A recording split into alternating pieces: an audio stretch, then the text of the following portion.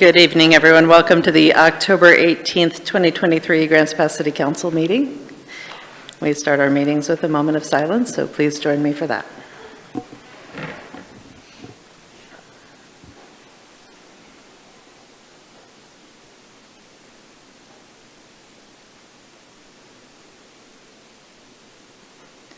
Please rise for the flag salute. I pledge allegiance to the flag of the United States of America and to the republic for which it stands, one nation, under God, indivisible, with liberty and justice for all.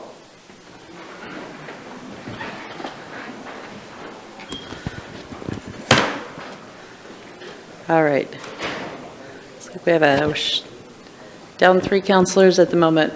We have Councilor DeLagrange, Pell, and Auger are not currently present.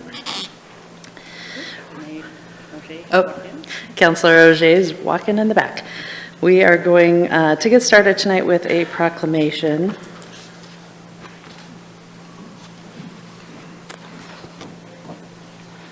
On behalf of A Day Without Water. Whereas we recognize the annual National Day of Advocacy, Imagine a Day Without Water, held on October 19th, 2023, as an organized effort to educate the public about where water comes from, where it goes, and the challenges local water providers face, that clean, accessible, and reliable water is critical, and it is necessary to maintain and rebuild our water systems. And whereas the City of Grants Pass staff treat and distribute over 2 billion gallons of water, manage the treatment plant, 8 reservoirs, 13 pump stations, and 188 miles of water mains. And whereas water and wastewater crews work diligently to operate and maintain the infrastructure that provides more than 140 gallons of water per person per day to 10,477 utility customers. And whereas the water and wastewater infrastructure that brings water to and from homes and businesses is essential to the quality of life and economic vitality of Grants Pass. And whereas investing in our drinking water and wastewater systems will secure a bright and prosperous future for generations to come. And whereas water and wastewater providers nationwide are grappling with aging infrastructure. And whereas being innovative and collaborative about water conservation and water reuse can reestablish a paradigm of water management in the United States that will drive job growth and economic vitality. Therefore, be it resolved that I, Sarah Bristol, Mayor of the City of Grants Pass, recognize that water is essential and acknowledge the importance of educating the public about the value of water through the Imagine a Day Without Water campaign, and do hereby proclaim October 19th, 2023 as Imagine a Day Without Water. And I think we have Gary Higgins here from our treatment plant to receive the proclamation. Thank you, Mayor and Council. As an operator of the water treatment plant on behalf of the city personnel who work with water and wastewater, stormwater, I thank you for this proclamation. We all see firsthand the challenges that we face managing our water resources. We need to continue to work and ensure that we have enough clean water to meet the needs of our community into the future. Tomorrow is Imagine a Day Without Water, a day for each of us to reflect on the impact the water has on our daily routines. It is approximately a year ago when it was not in our imagination that a real water break would limit our ability to provide water to the community. Your proclamation shows you as the council are committed to raising awareness about the importance of managing and protecting the water resources here in Grants Pass. Thank you again for your leadership on this important issue. Thank you. Thank you, Gary. Thanks for all the work that you and your colleagues do. I want to let you know that I'll be celebrating tomorrow by drinking only coffee, no water at all. You have to make the water, right? All right. How about we move on to some public hearings?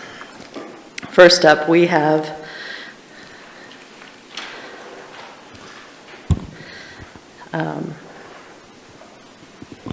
okay.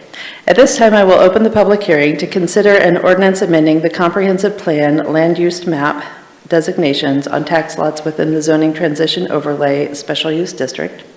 We'll begin the hearing with the staff report, followed by public comment, and then the matter will be discussed and acted upon by the council. Is there anyone present who wishes to challenge the authority of the council to consider this matter? Do any councilors wish to abstain from participating in this hearing or declare a potential conflict of interest? In this hearing, the decision of the council will be based upon specific criteria. All testimony and evidence must be directed toward those criteria. The criteria which apply in this case are noted in the staff report. It is important to remember if you fail to raise an issue with enough detail to afford the council and the parties an opportunity to respond to the issue, you will not be able to appeal to the Land Use Board of Appeals based on that issue. And we will now begin the hearing with the staff report. Thank you, Mayor, members of the council, members of the public. This is a bit of a repeat, but with some new information for you from your August 2nd meeting, but linked to the zoning transition overlay. So the ordinance before you tonight is directly related to the comprehensive plan. The one that you reviewed on August 2nd was related to the development code.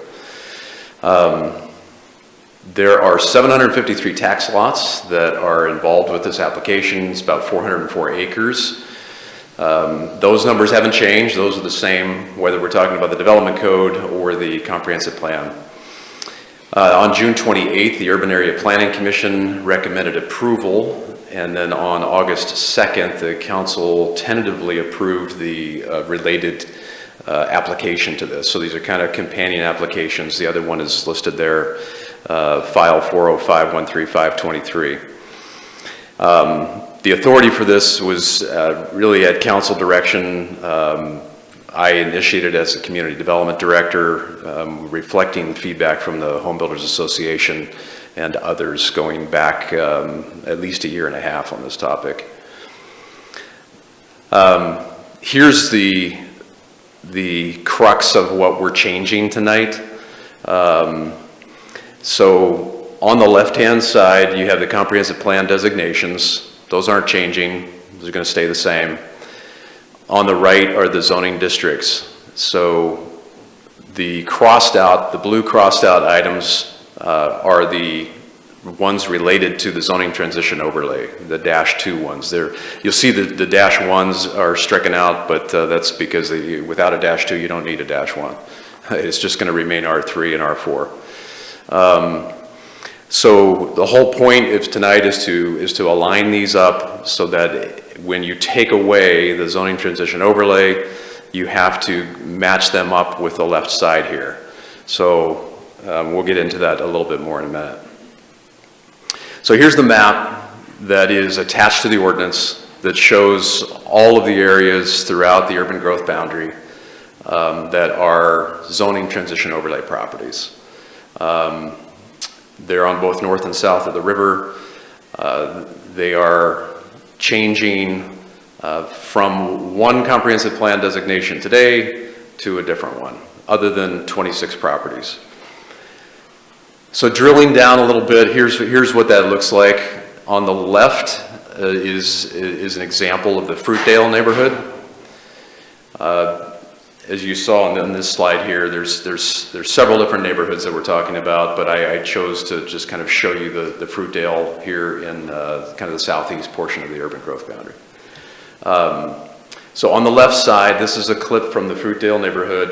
The 2014 comprehensive plan put these designations in place. So you'll see that almost all of it is this brownish color, which if you go to the legend, is the HR category, and that is moderate high density. The proposed comp plan removes all of the moderate high and takes most of it to the MR, which is our moderate density. So the moderate high on the left, that allows for R3 zoning. And on the right, the yellow allows for R16 and R2 zoning, and the lightest yellow there allows for all of our low density zones. So I just kind of zero in on this so you can see the whole point is if we're taking away the zoning transition overlay, which on the left would be R3 zoning or R32, and you change that, then you have to change the underlying comprehensive plan designation. So it is important to remember that even though we're changing the comp plan designation, it doesn't change the middle housing code. The middle housing code is still in effect, and you can still do fourplexes, you can still do townhouses, you can still do cottage clusters on the right side, even though it's a lower category. So zoning transition overlay, you've heard this several times, created in 2014. It was driven primarily by a state DLCD requirement for the city to comply with our 20-year housing supply targets. And we were not expected to be met at that time using only the new UGB designations. So the increased density that was anticipated in the zoning transition overlay was deemed necessary to kind of help boost the targets for the city. So here's just a data summary showing what these comp plan changes look like in terms of numbers. On the left is the category, the number of lots that are involved in the middle column, and then the acres here on the far right. So we are shifting the proportions a little bit from where we are right now, but you do still see that there are still properties under all of those housing categories, with the majority being either LR, low density, or MR, moderate density. So there are a significant number of built-out lots already in this zoning transition overlay. So in 2014, it wasn't like the city went in and just kind of chose only vacant land to say, okay, yeah, we're gonna anticipate a whole lot of growth on this vacant land. There was a lot of built-out property. This just kind of shows you a sample of that. 485 of those 700 plus lots are built out. 85%, if you look at either single family duplex or some other low density use like manufactured housing, 85% is already built out with some of those uses. The total doesn't equal the 753 lots because the remaining 119 lots are either vacant. We have a lot of non-residential. There's schools, Fruitdale Park, RCC, things like that. So that's why the number doesn't total up. As I mentioned at the beginning, 26 of those 753 lots are going to actually retain the exact same comp plan designation that they have today. So those are not changing. And that's because they just happen to be lined up where the zoning transition overlay category matched up with the new zoning. So they're going to stay the same, but all of the others will change. Here's an example of on Northeast 9th Street. This is just right at Savage and 9th. You can see there's several lots here on the east side of 9th Street. This is the existing comp plan. This is the proposed comp plan. That color, they're not changing. Those are some of the 26 lots. And here's an example of a property that is going to be reverting back to that pre-October 2020 comp plan designation. This one happens to be on Radine Drive, 1396 Radine. So the star here, this is a large undeveloped property. The zoning transition overlay zone is R2, and it has the MR comp plan. The current zoning and the pre-2020 zone is R18 that has LR. So it's going to be going from today, if you approve this, it's that particular property would go from MR to LR. So some of the changes that sort of warrant this process for doing the comp plan amendment and getting rid of the zoning transition overlay. Again, this was in our August 2nd public hearing, so the same information, really the same arguments. The minimum density residential ordinance was adopted since 2014. That has a big factor to play in terms of us meeting density. And then also the middle housing code, another big factor. You've heard Justin Gerlitz and others talk about the increase in the number of applications coming under that. So to change the comprehensive plan, there are 7 criterion. That's in section 13.5 of the comp plan. So it's in pages 13, 14, and 15 of your packet. And the Urban Area Planning Commission reviewed that, and they found that all the criteria were met. Next steps. Council, tonight you have to take action on the comprehensive plan first. One of those state law requirements that you have to change that first. So if you don't approve the comprehensive plan, you can't proceed to the next one. If you do approve the comprehensive plan, you can proceed on. If you do, then the mayor can reopen the public hearing that is the next item on your agenda, and then take action on the development code amendment. If council approves both of these applications, as you recall, we have reached out to some of the property owners in the zoning transition overlay. We would enter into a contract with CSA Planning. They're in Medford. They've done a lot of work in Grants Pass, and they would help to administer the rezoning process for any of those property owners who want to retain or go back, if you will, to that higher density zone.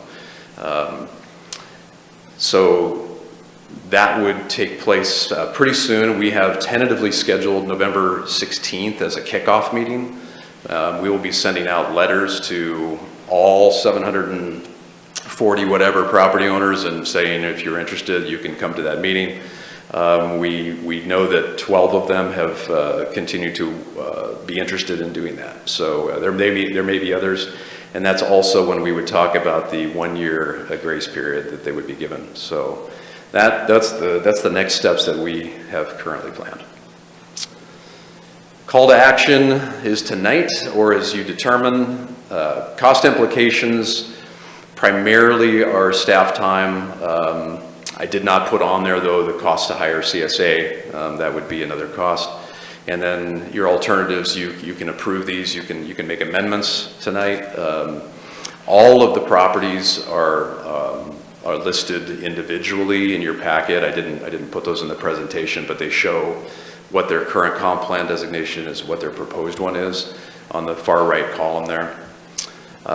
So if you had any questions, we can drill down on those, but otherwise, that is your call to action. I'm happy to take any questions. Thank you, Brad. Council, do you have any questions? No questions? Okay. Well, at this time, we'll open it up to the public. Is there anyone who wanted to speak on behalf of this? All right, we'll close the public hearing and turn it over to council for discussion. Valerie? Well, since we've been working on it in August, and I know that it was brought forth by the home builders, and the home builders are who we're going to help us get out of our highest crisis. I think we move forward with it as soon as we possibly can. So I'm going to move to adopt the ordinance amending the comprehension plan land use map and have it read by title only, first reading. Seconded by DJ. Discussion on the motion? Nope. All right. Valerie, you made the motion to approve the comp plan amendment. How do you vote? Yes. DJ? Yes. Vanessa? Yes. Rick? Yes. Dwayne? Yes. Rob? Yes. Joel? Yes. Motion passes 7-0. An ordinance of the Council of the City of Grants Pass amending the comprehensive planned land use map designations on tax lots within the zoning transition overlay special use district. Rick? I move to adopt the ordinance amending the comprehensive plan use map, item 1A, and have it read by title only, second reading. Thank you. Is there a second? Seconded by Valerie. Rick, you made the motion. How do you vote? Yes. Dwayne? Yes. Rob? Yes. Joel? Yes. Valerie? Yes. DJ? Yes. Vanessa? Yes. Motion passes 7-0. An ordinance of the Council of the City of Grants Pass amending the comprehensive plan land use map designations on tax lots within the zoning transition overlay special use district. Thank you. And at this time, I will open the public hearing to consider an ordinance that would amend the Development Code, Article 12, zoning districts, Article 3, special purpose districts, Article 22, residential development standards, and Article 23, landscape and buffering standards, and repealing Section 13.500, zoning transition overlay and related provisions. We will begin the hearing with the staff report, followed by public comment, and then the matter will be discussed and acted upon by the council. Is there anyone present who wishes to challenge the authority of the council to consider this matter? Do any councilors wish to abstain from participating in this hearing or declare a potential conflict of interest? In this hearing, the decision of the council will be based upon specific criteria. All testimony and evidence must be directed towards those criteria. The criteria which apply in this case are noted in the staff report. It is important to remember if you fail to raise an issue with enough detail to afford the council and the parties an opportunity to respond to the issue, you will not be able to appeal to the Land Use Board of Appeals based on the issue. We will now begin the hearing with the staff report. So Mayor, since you opened the hearing on August 2nd and then we had the staff report, there's no changes from our report since that time. That's already in the public record. Okay. So we weren't prepared to repeat that information. So you're essentially left the hearing open so that if there was any other comments from the public, you could hear that. But otherwise, if not, you could close the hearing and just take an action. Okay. In that case, is there anyone from the public who wanted to speak on this issue? We'll close the public hearing and turn it over to council for discussion. Valerie. Since it's just a continuation of the first one, I'm going to move to adopt the ordinance amending the Development Code, Article 12, zoning districts, Article 13, special purpose districts, Article 22, residential development standards, and Article 23, landscape and buffering standards, and repealing Section 13.500, zoning transition overlay and related provisions, and have it read by title only, first reading. Seconded by Rick. Any discussion on the motion? All right, Valerie, you made the motion to approve. How do you vote? Yes. DJ? Yes. Vanessa? Yes. Rick? Yes. Dwayne? Yes. Rob? Yes. Joel? Yes. Motion passes 7-0. An ordinance of the Council of the City of Grants Pass amending Development Code Article 12 zoning districts, Article 13 special purpose districts, Article 22 residential development standards, and Article 23 landscape and buffering standards, and repealing Section 13.500 zoning transition overlay and related provisions. Thank you. Rick? I'd like to make a motion to adopt the ordinance amending Development Code Article 12, zoning districts, Article 13, special purpose districts, Article 22, residential development standards, Article 23, landscape and buffering standards, and repealing Section 13.500, zoning transition overlay, and related provisions, and have it read by title only, second reading. Is there a second? Seconded by Valerie. Any discussion? All right, Rick, you made the motion. How do you vote? Yes. Dwayne? Yes. Rob? Yes. Joel? Yes. Valerie? Yes. DJ? Yes. Vanessa? Yes. Motion passes 7-0. An ordinance of the Council of the City of Grants Pass amending Development Code Article 12 zoning districts, Article 13 special purpose districts, Article 22 residential development standards, and Article 23 landscape and buffering standards, and repealing Section 13.500 zoning transition overlay and related provisions. Thank you. Next up, council action item 2A is to consider an ordinance that would amend the Grants Pass Municipal Code regarding the Uniform Traffic Code, and would repeal Chapter 6.40 regarding street numbering and replace it with Chapter 6.40 regarding address standards. Take it away, Jason. Thank you, Mayor and Council. So this is a pretty exciting topic. This is how all of our streets get named and addresses get assigned and reassigned. Subject and summary is to consider approval of an ordinance which would repeal Title 6.4 street numbering and replace it in its entirety with 6.4. This is largely a housekeeping item the code has gotten a little bit out of date, but instead of actually cleaning the house, we're actually recommending that you burn the house down and we construct an entirely new one. This does support your goal of leadership by updating the Grants Pass Municipal Code to reflect both current best practices and how business is being done as it pertains to street numbering. So, little background.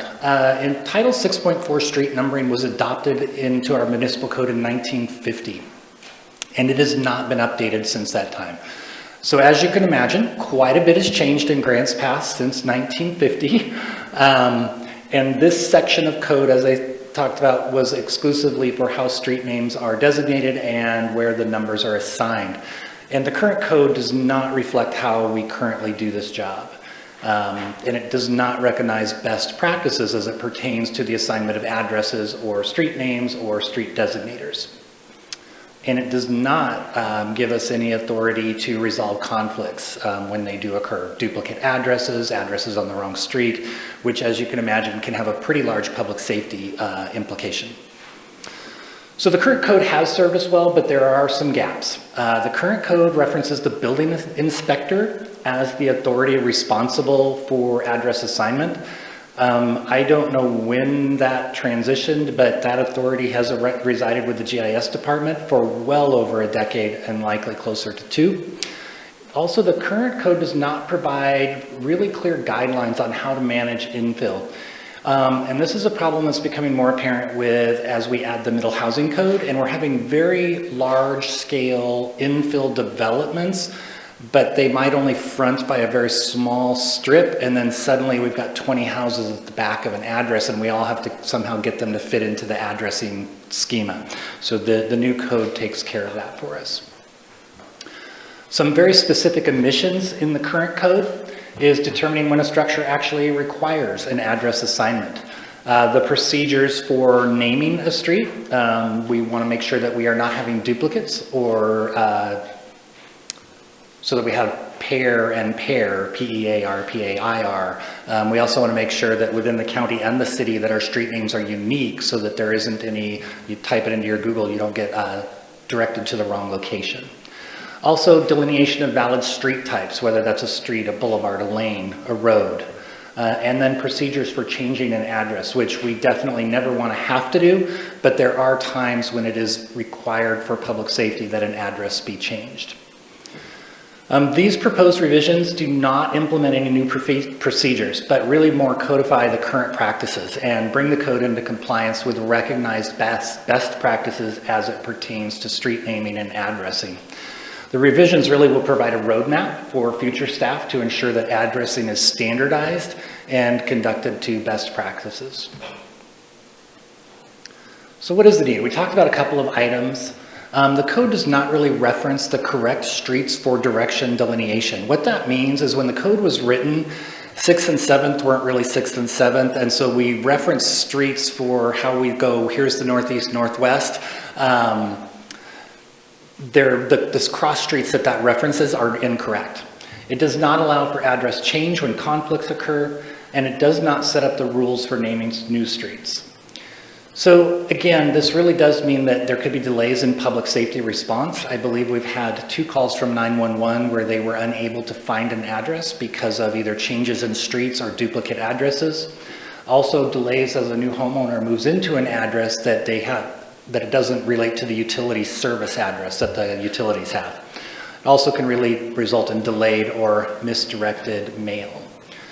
So here's an example, a couple of examples. This is, and I'm going to bring out the pointer for you, an example of where this is Elm Street. Elm Street technically has been vacated since 1988. And this house at 1007 fronts off of Foundry, not off of Elm Street, but it has an Elm Street address, but Elm Street doesn't exist. So public safety might have a hard time locating this address. The new code will allow us to work with that homeowner to assign a new street address, which should have been done at the time of vacation, to make that more direct and accessible. Here's another example where the houses in question were fronting previously Willow Lane, and as development continues and new roads are included, That property no longer takes access off of Willow Lane, and so its frontage is technically off of Esther. All of the addresses are assigned off of the frontage where the address fronts.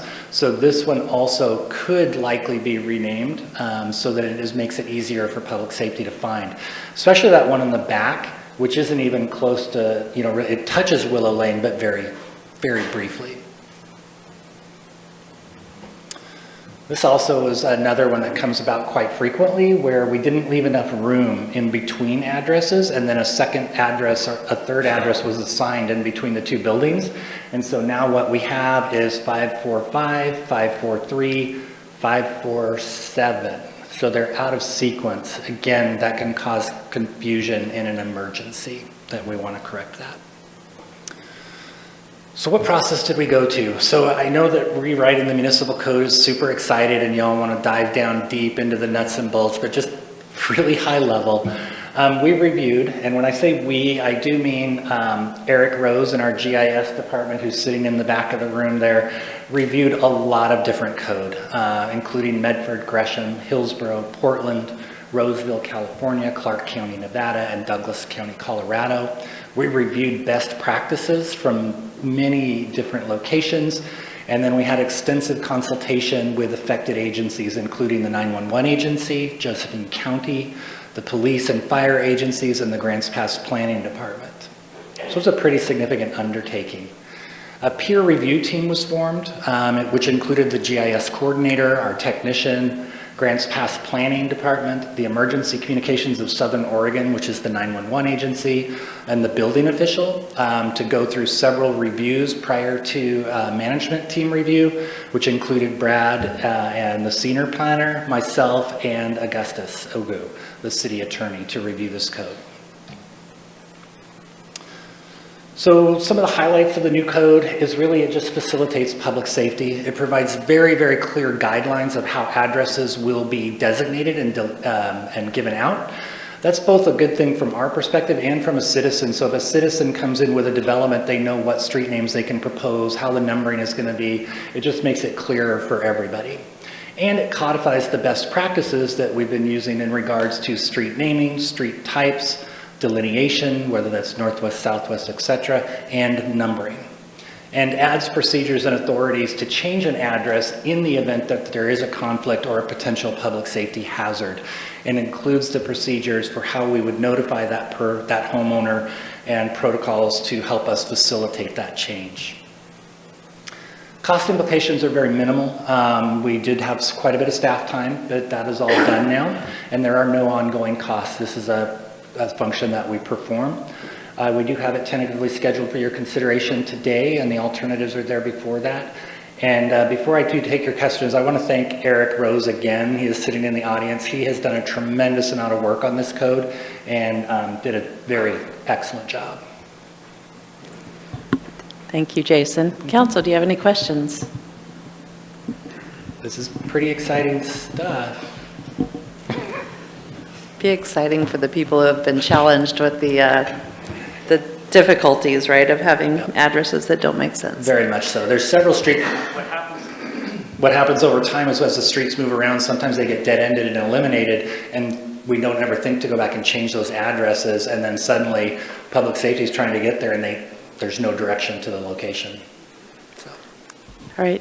Thank you. Thank you, Jason. We'll open this up for public comment. Is there anyone from the public who wanted to speak on this issue? No? All right, we'll close public comment and turn it back to you, Council. Rick? I'd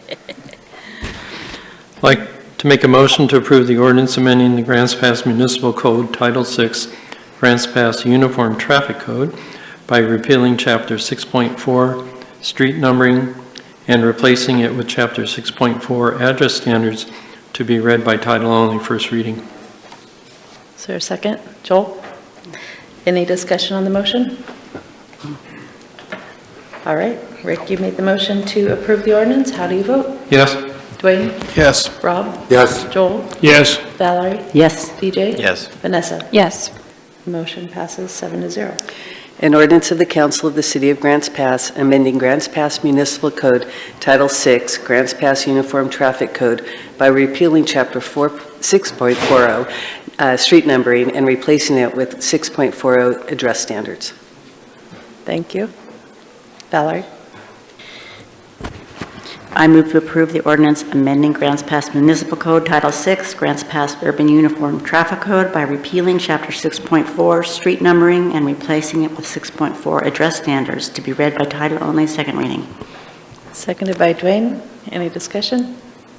Val, you made the motion. How do you vote? Yes. DJ? Yes. Vanessa? Yes. Rick? Yes. Dwayne? Yes. Rob? Yes. Joel? Yes. Motion passes 7-0.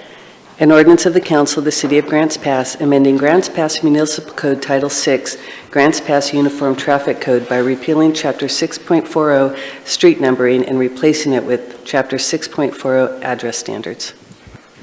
Thank you. And thanks to Eric and everybody else who worked hard on putting that together. Sometimes the little things take a lot of work, don't they? All right, next up, ordinance. This is a second reading for an ordinance that would revise Title II on Organization and Administration, Chapter 2.23, Procurement, and declare an emergency. We've already had the public hearing, I believe. We don't need to repeat. So, council, any discussion on this? All right, Valerie?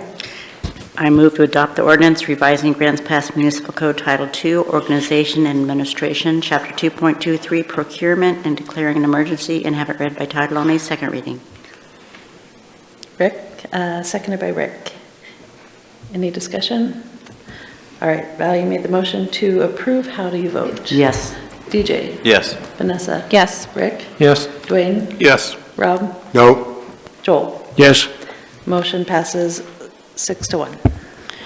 An ordinance of the Council of the City of Grants Pass revising Grants Pass Municipal Code Title II, Organization and Administration, Chapter 2.23, Procurement, and declaring an emergency. Thank you.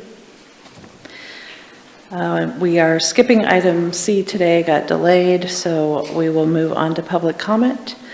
This is an opportunity for the public to address the City Council on items not related to a public hearing or council action item for the council. The intent is to provide information that is pertinent to the city's jurisdiction.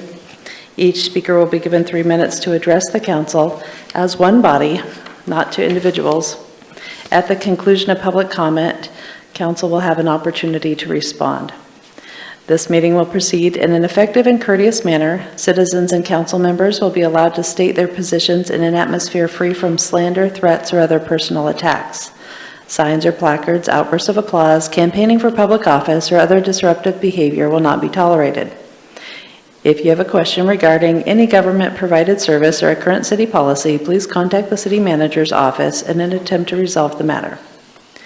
First up, I have Sandy Rourke. And as you all come forward, please state your name. Let us know whether or not you live in the city. And you have 3 minutes to speak. When the yellow light goes off, there's 30 seconds left, so you don't have to panic. But when the red light goes off, please do wrap up quickly. Thank you. Okay, can you hear me? Yes. Okay, my name's Sandy Rourke. I live in Grants Pass, Oregon. I just have a question, actually, maybe a suggestion about the donations in the park. I saw donations being dropped off at testing again. A couple days later, I seen many of the donations just thrown in the trash. I seen kids' brand new shoes that never been worn, blankets that was barely even used, and just nicer clothes than I own just thrown away. So there's a way we can put the donations into a specific area so the people who truly, truly want them and will treat them kindly can receive them there in the area instead of like dropping off at parks where people just throw them away. Because someone's paying for the donations and the money's just being thrown away. And it's sad to see, because at that testing park there's several children, and seeing many children clothes just thrown away too is heartbreaking. And I know the children going to school now too, they do need those shoes. So just, if they can be given to a specific place where the people who truly, truly will want them can get them in that position or that place or something like that, I think that would be a good idea. Okay, thank you. David Dapper. Hi, David Dapper, city resident.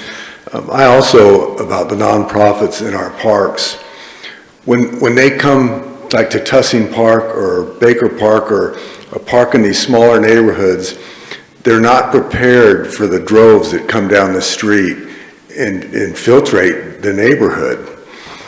I'm sure we could find another place that is more suitable to this, where they would receive their, stuff on a regular basis, and where the nonprofits could all get together and work together in this one place beside a park. And also, like the doctor said, he's scared to go on Riverside West. That time he was here, our parks are not safe. I'm sorry. We have a group that does walkthroughs and sometimes video, and we call the police and report all the infractions we call and we see, and you're all welcome to join us on our walkthroughs on a regular basis. So is everyone at home. I encourage everyone. The more of us, the merrier. That way everyone could see what's really going on in our parks, because it's not pretty. We had one of our members assaulted at Riverside at the gazebo. Unfortunately had to hurt his hand on a junkie's head, and he was driving his truck around the gazebo on the grass, putting ruts in it, and had a truck full of stolen stuff. And the drug use, another time we're sitting there at Riverside, we have our meat and have our pizza, and they're sitting there at a bench just openly smoking meth. Wow. And the families in there all, in threatening postures, clogging up the walkways. I wouldn't want to walk down there with my grandkids. So please, anyone at home watching or anyone here would like to come join us on our walkthroughs, you can check us out on Clean Up the Parks or Park Watch and see what's going on. And that's about it. I have nothing to add. Thanks. Thank you. Logan Martin, and then Bracken Sharp.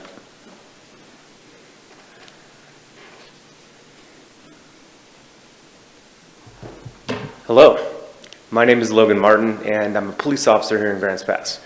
I'm actually here representing the Grants Pass Police Association for the first time in a while, and I was newly elected the secretary of the Grants Pass Police Association. I worked in Josephine County at the Sheriff's Office for 3 years to the date before lateraling over here to Grants Pass, and I'm happy to be here. One of the things I've noticed since I've been in Grants Pass is that we are very reactionary. So we get called someplace, we respond, and that doesn't leave us very much time to be preventative. What that kind of looks like is I'm responding to an emergent call for service, and the fellow officers I work with, and we see multiple traffic violations, city ordinance violations, and we're unable to do anything about it. And these are violations that cause traffic collisions, they end up in disorderly conduct, calls for service, and it really just inundates us and overwhelms us, really, to the point where we're unable to be proactive and keep these things from occurring. As an officer with his boots on the ground here in Grants Pass, I do love my job here, but I can say that we're exhausted. We do feel overwhelmed, and just checking in with the officers that I work with before coming here, that's the general tone that I get from them. We do have a staffing issue. With recruitment and retention, it's difficult because we'll find candidates and it takes a long time to get them hired, just even through background and interviews. And oftentimes, from what I've experienced here, we'll have a recruit that either doesn't want to finish their academy training or they come back from academy training and they're completely overwhelmed. And they say, you know what, this isn't the career path for me. And I work with men and women that have stood in the face of this overwhelming pressure, and they say, you know what, we're not leaving. We believe in Grants Pass. And I'm one of those men. And I can say that we're here and we're not going anywhere, but we do feel overwhelmed. As far as the impact on officers for work-life balance and health and the ability to have time off to really recover. It's not looking very good. So there is a necessity for work-life balance here. To conclude, I'm confident that we will address the issues in a way that meets the needs and positively impacts all of the stakeholders involved with this issue. And it will ensure that citizens feel valued and receive the service that they really deserve in this city. Also ensuring that our officers feel supported and encouraged and are afforded time to pursue wellness and self-initiated police activity. Thank you. Thank you. Bracken Sharp and then Brian Weldon.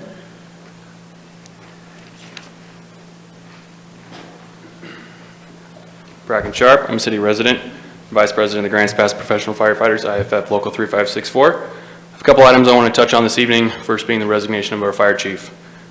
Chief Larkin resigned this month after 13 months as our first fire chief since the DPS split. His resignation was announced a week after he voted down the motion for a utility fee and stable funding for fire and police services. And this vote was the tipping point for the decision that he made. Along with inadequate funding, having severely limited support from City Council and management, with continued indecision and inaction is creating a direct negative impact on your fire department. Although Chief Larkin has resigned, IFF Local 3564 will still be here, and we will continue to advocate for stable funding that has been decades overdue. We have a levy vote in less than 3 weeks, and you've not discussed our funding since the utility fee failed. Excuse me. You all know that the levy is a Band-Aid on a hemorrhage. We've cut millions of dollars from our budget over the previous years operating off the levy, which is continually setting us back. So I have a question for you all. Why are we waiting to see if a Band-Aid will hold before finding a more stable solution that will stop the bleeding and set us up for success and growth? For police and firefighters, we deal with this with actual patients. And to take any time to find a solution that we know will not work and wait around to see if it will work is just negligent. We quickly assess, we make a decision, we'll apply a tourniquet, pack a wound, and stop the bleeding to make a positive outcome for that patient. Moving on, excuse me again. While I believe that the second reading of the utility fee would pass, given the statements and stances by councilors on the utility fee in the past, obviously you all know that it did not. But I do want to commend the 4 councilors that voted yes. To them, thank you very much. To the councilors that voted no to vet additional options, I would encourage you to continue to press that issue so that those options are vetted. And I do hope that you all hold true to your word in supporting us, not wanting to decrease services, and find a mechanism to adequately fund these vital departments before it's too late. For the councilors that voted no, for what I can assume are personal reasons, with statements such as it gives them, city staff, a free pass to relax, and yeah, I do like the fee, I'm okay with it.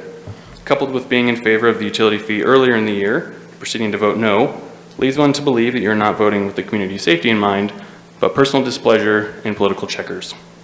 Isn't having public safety funded the point of all of this? Am I wrong in saying that? I do hope that this is the year that council achieves the goal of adequately funding your fire and police services, and as a show of faith, please don't hesitate to reach out to us if we can be of any assistance at all in tackling this issue. Thank you. Brian Weldon, then Alan Hartford.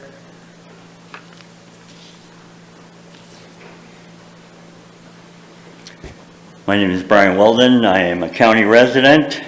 One of the first things I'd like to address here tonight is to thank Chief Huntsman for the reply to my email that I had sent the city a couple weeks ago after our visit to Tussing Park. I am, as David was talking about, a member of Park Watch, and we spend a lot of time, day and night, watching over our parks. I want to thank the officer over here, because as of the Sunday before last, we were at Tussing Park for our Sunday 1 o'clock meeting, and there was several violations which we earmarked and take pictures of, and then immediately called the Grants Pass Police, and waited an hour and no show. They did call us back and say that they had other higher priorities that day and could not get out to the park.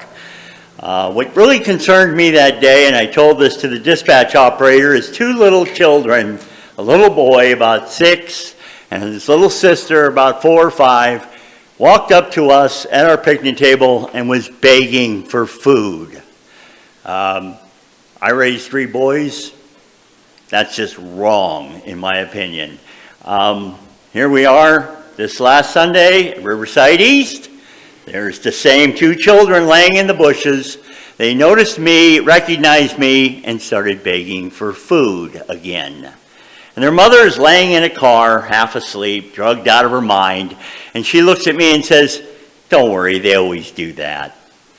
BS. Is CPS okay with starving little children living in our city parks? That really, really concerns me, and I know it concerns a great deal of mothers and fathers in this town. That was probably my #1 concern. We've been going over to these parks, and there's a huge rise in crime at all 5 of our parks. Last Sunday, here we start out the morning with a fire in Riverside West. Fire department's called, police are called. Then about an hour or 2 later, we have an OD right next to where they're feeding food. Why is it we allow these people to feed in Riverside East? They should be fed over in the west because they just live at the east side there in the gazebo. We see open drug activity in the gazebo almost every day or night when we're over at Riverside East. That's just wrong. It just goes on and on and on and on, ODing in the park. There's a woman at West Side, or at West Home, the new little children's park over here, naked with toilet paper rolls in her hands, screaming and yelling. Anyway. Thank you. We need to fix this problem. My solution is to close Brian, the your entire time is parks up. over the winter. Sorry. Open them back up in March. All right, Alan Hartford.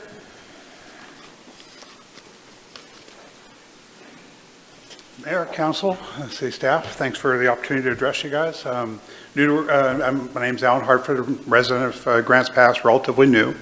I spent 40 years in public service, 34 of those in the fire department, more than half of that in senior leadership, dealing with significant funding and service issues. So I know some of the problems, and I've spoken to this body before about what's going, what you guys are going through.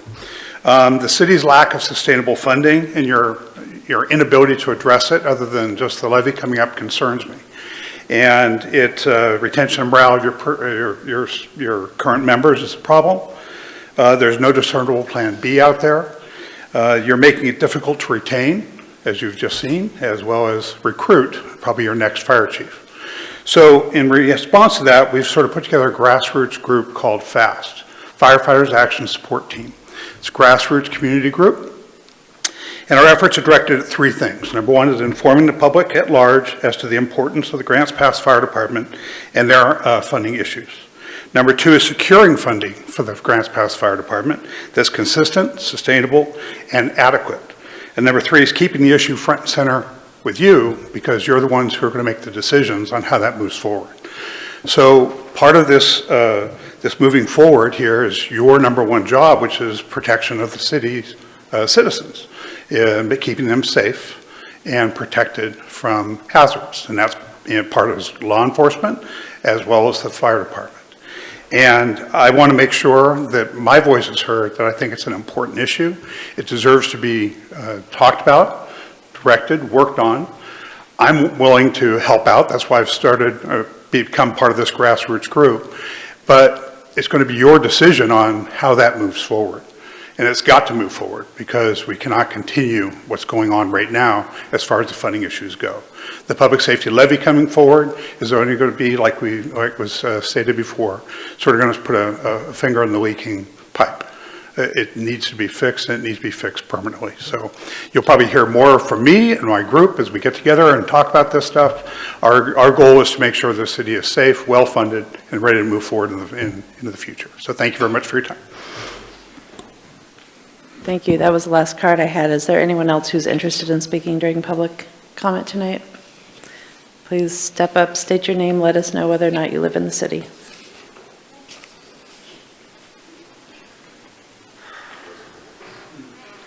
My name's Del Aldridge, City of Grants Pass. I want to say thank you for closing the gates at Riverside Park. Now you just locked them in because those cars, 13 or 14 or 15 of them that are there every day with tarps are still in there at 1 o'clock in the morning, 3 in the morning. There's cars going around, pulling in, driving through. Now I've been kind of bashed for spying on or harassing the people in the park. I'm just trying to get that park clear. I was there with my grandson the other day and there's no kids there. The kids are starting to disappear. They don't want to go down there. People don't want to go where there's cars. That same park where we saw those two little kids, guy was sitting there with a bag of pot sitting right there. And we were walking by. He didn't care. It was open. Then we got harassed by everybody. They own that park. That is now the worst park, Riverside Park by the gazebo. Morrison, we actually walked there at 10 o'clock at night. Didn't get hassled at all. 10 o'clock this morning, didn't get hassled at all. But Riverside, they own that park. And West, we wouldn't even think about walking through there. There's people that have run off people with trying to play Frisbee golf. But you need to get that park like there is on the streets. Once the park closes, cars should not be in there. You're just encouraging them to stay there 24 hours a day. This 72-hour rule, if they're not there, tag them and move them. Parks should be empty after hours. Now, I also get bashed a lot because of my involvement with this group. And I had one of my homeless friends that lives at one of the parks actually tell me, keep up the good work. He says, I won't stay in Morrison, I won't stay in Riverside, and I will not stay in Tessie. Because those are just some bad parks. There's some bad people out there. And I'm ashamed of them, being homeless, and she's ashamed of them. She did come up with the last words, which was find places for these people. And you had something on the agenda, and I don't know if you just keep sweeping under the rug, but we need to control who's in that park. Today, while we're walking through the park, I saw at least 3 different people. Look like they're drug dealers, but you look closely, they have a badge on. They're from Asante, from All Care. The trucks for the rides are showing up in the park. And it's just got to get under control. Get something going on that who is going into that park for help of the people in the park. Oh, I hate that thing. Sorry. I have other things, but I'll forget and I'll get with you next time. But I'm not going to stop coming here until you guys get these parks cleared. At least get one Riverside Park cleared. It's a no-brainer. As long as there's cars, there's going to be people selling drugs. And while I was there last Thursday, I watched the guy run up with a bike, very openly hand a guy a bag and money, and then take off. There's a guy in a wheelchair running around there selling drugs too. You can't do anything about it. But somebody's got to do something about it. We're going to keep going through the park so it's clear. Thank you. Next.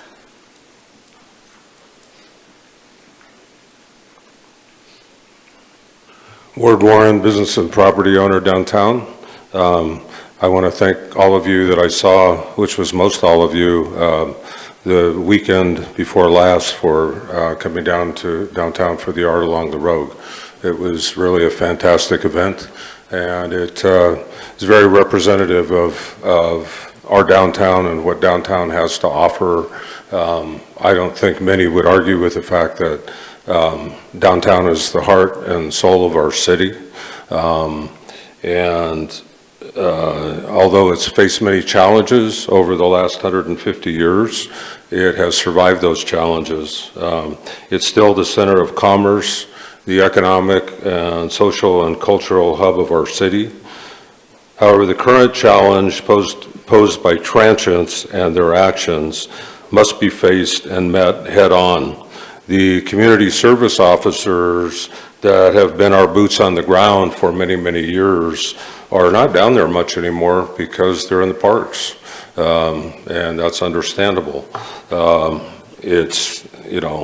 know the whole situation is overwhelming, but we are facing many of the same kinds of challenges that the parks are. It's the same kind of activities, it's the same kind of people. And if we don't do something about it, we're headed down the road where downtown Portland is. And that's a sad place. This is a huge challenge. We need to meet it head on. I'm speaking for myself, but I know a lot of these business owners. We have hundreds of businesses downtown where people are make their livelihoods. And unfortunately, I think what we need to do is the city needs to look at an action plan for similar rules and restrictions that have been imposed on the parks. I believe downtown is just as important as every one of our parks. And I think that the things that need to be addressed are things like offensive littering, graffiti, using our sidewalks and entryways as toilets, shoplifting, and open use of drugs, and especially aggression. And I know many of those people need addiction treatment, they need counseling, but they're scaring people. They confront them. I mean, I've had it happen I don't know how many times, and I'm sure everybody else sitting over here has too. They get in your face, they yell, they scream, they use obscenities. It needs to be dealt with before it gets worse. We need to get ahead of the curve. This behavior is intimidating and it's scaring customers and families away. So I would ask that you please consider taking action and trespassing these individuals from downtown in the same way you're trespassing them from the parks. Thank you.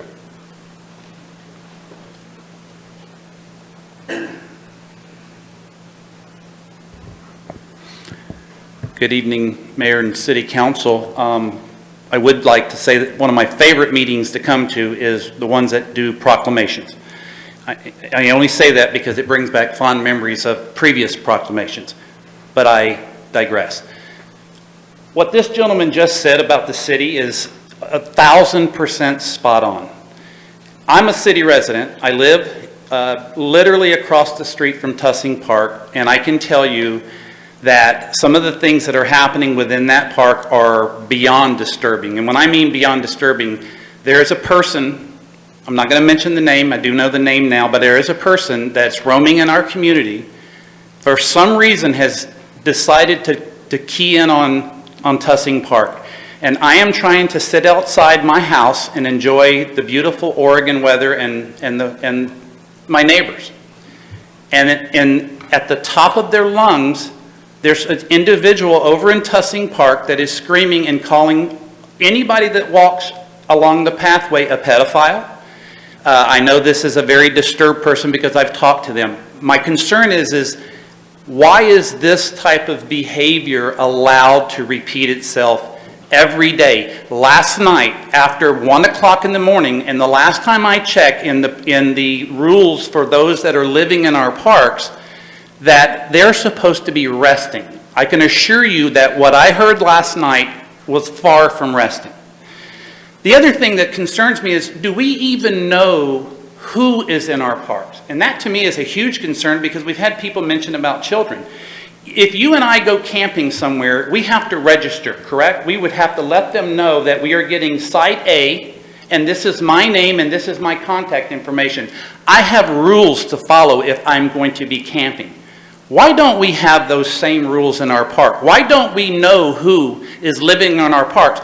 The other thing that's concerning me more is I'm seeing faces that I've not recognized. And again, you guys know me. I'm pretty damn active in this community. I go into the parks every single day, and I know what a lot of the people look like, the people that you run into all the time. I'm seeing new faces in our community. I'm seeing faces that I'll just say this, I'm a little concerned with the border situation, and if we think that Grants Pass is immune to these folks that are going to find their way here, because unfortunately Grants Pass has a reputation to be very, very friendly to the unhoused population, which I really despise that term. They are homeless.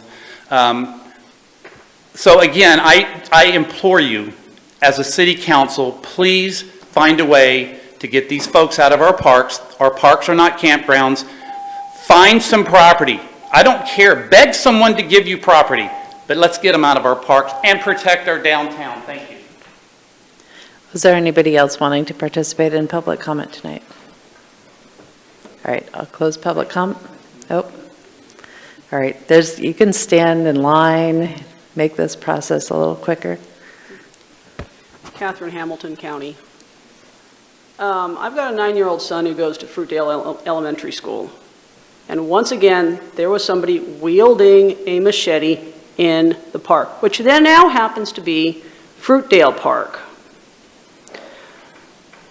I'm begging you guys, get them out. This is no way to have children live. This is no way to have people live. If you guys are that concerned with the homeless and their rights, find them somewhere. Wintertime is coming. They're keeping their tents up 24 hours a day anyway, which I thought you guys had made a law making them break it down at 8 o'clock, but apparently that doesn't matter. Get them somewhere. Get them out of the parks. You guys have your whole group sitting here. You guys got to be able to come up with something. People keep telling you, oh, use this lot or use that lot. Well, you can't because it's private or whatever. You guys have the background. You have the knowledge. You have all the resources to be able to figure this out. You have the attorney. We sit around, we say, why can't we do this? We don't have the attorney to bounce ideas off of. That's why we come to you guys. You guys are our voice. You guys are our parents. You guys are supposed to do right by us. Get these people out of the park. We had one situation, we get to Tussing and there was 20 tents that I could count from my car with their stuff. They had gotten trespassed, so some nice, kind enabler packed them all up and took them over to Tussing. If you're a bad person, if you're an asshole and you do something horrible in a park and you get trespassed, what gives them the right to go to another park? If you're not going to behave yourself and be a decent citizen and live freely in the park, who gives you the right to move somewhere else with your garbage and your crap and your drugs and your machetes? Why is this okay? If I do something wrong and horrible, I expect to go to jail. I expect to go to prison. These guys, oh, we'll give you a ride. You're a bad person, but we'll give you a ride to another park. How does this make sense? This is insane. I don't understand it. Thank you. Letting me. All right. I'm going to close public comment. Council, do you have any feedback that you wanted to provide tonight? Joel. So we just went to the League of Oregon Cities conference, and there were several different presentations up there, and obviously this topic is of concern to everyone. I asked the question of one of the presenters, is there anywhere where anybody in the Ninth Circuit Court has met the standard by the judge in the Ninth Circuit Court where they had enough beds that they could get people out of the park? There's not one city that they knew of that did that, because it's been very expensive. And then the mayor of Bend, who Bend has been very proactive in providing places for these people to go. And I credit her for that. They spent a lot of investment, state money. I said, has your point in time population of the homeless in your parks gone down because of what you've done? And she kind of sheepishly hung her head a little bit and she said, no, it's increased.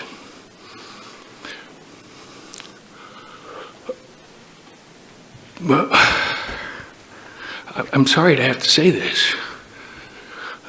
The consensus at that workshop was there is no solution, and I don't think that's true. I think there are solutions. I think this was facilitated by a harmonic convergence of legislation from the state of Oregon, from the Ninth Circuit Court, from us up here on City Council, and I think we need to do some things to reverse it. I don't want to say those things right now because I want to think them through, but I want to tell you that we recognized 2-3 years ago it wasn't going to get any better. At least I did, and that it was going to get even worse. And so where it goes from here, I hope And I think that there's a glimmer of light that it's going to get better. One of the people sitting behind me in the conference was a lawyer who had several homeless clients. And he was irate, quietly irate. He didn't say anything, which was interesting. So I asked him afterwards with his clients, what did he think? And he said, well, if you don't provide treatment and we don't have enough treatment, my client won't go anywhere because he likes his drugs. He likes living in the park with his drugs. And if he goes somewhere else, he views that as a restriction. And he said that is not being discussed at this particular meeting with the different cities, but it was certainly a hot topic with him.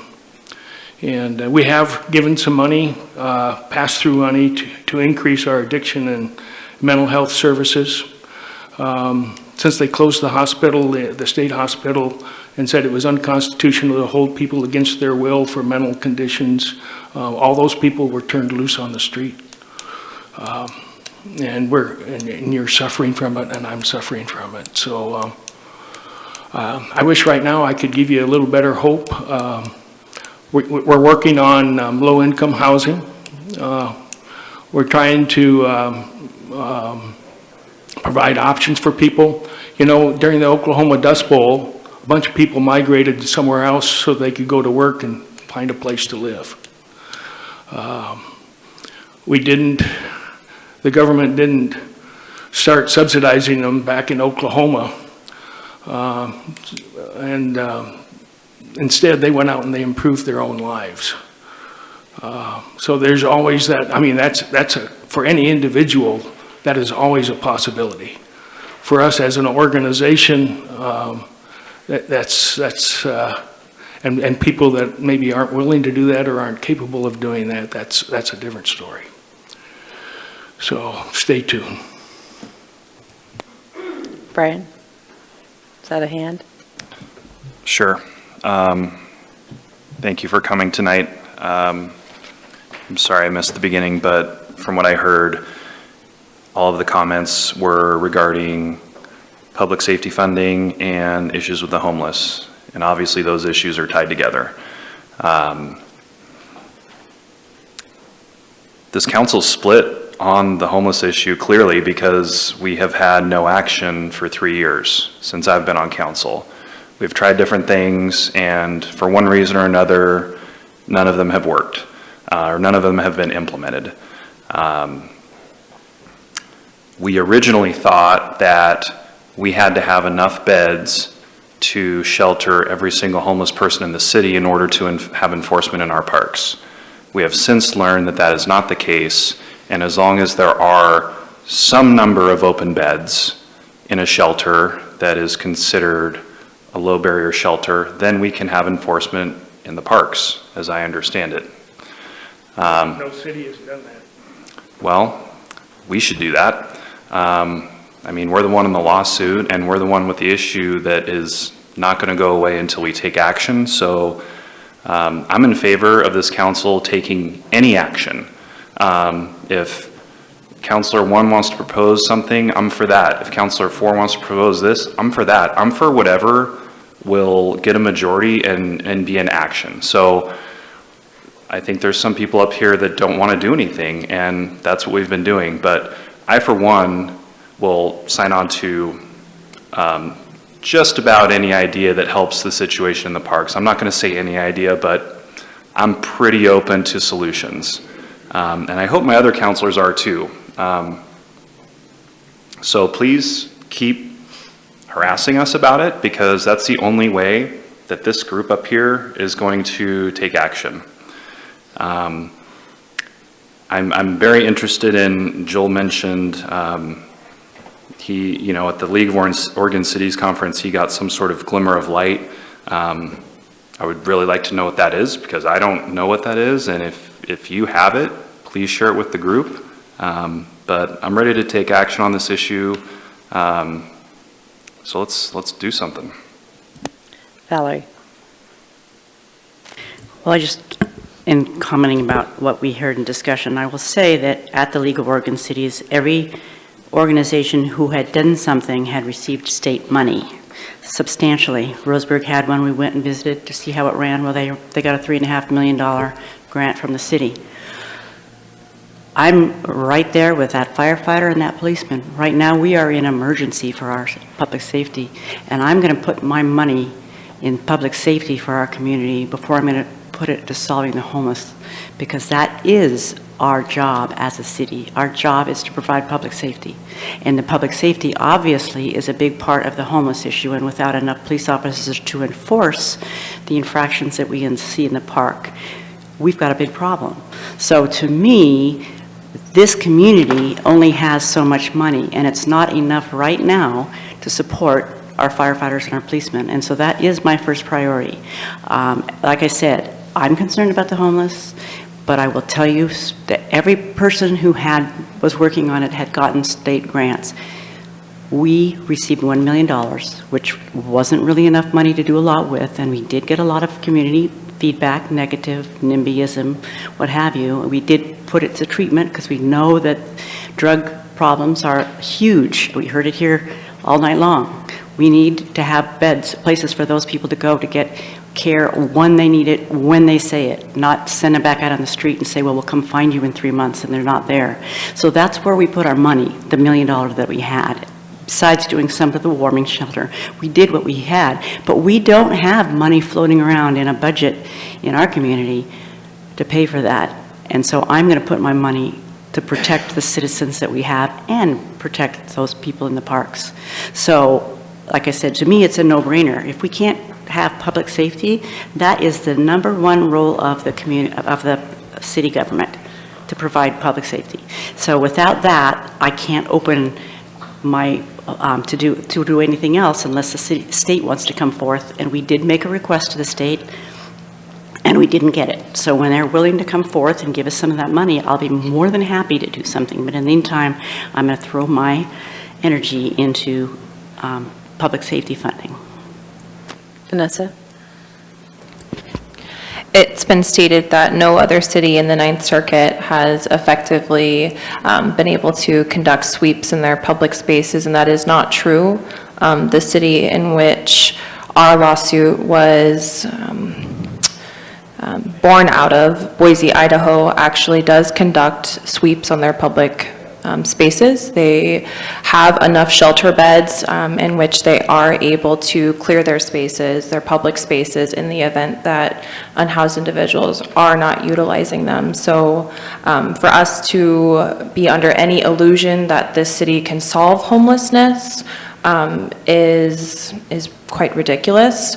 We're only asking the advocates on council that are asking for action to be done, the community members that are asking for something to be done, are simply asking for a first step. We're not asking for a silver bullet. We're not asking for an eradication.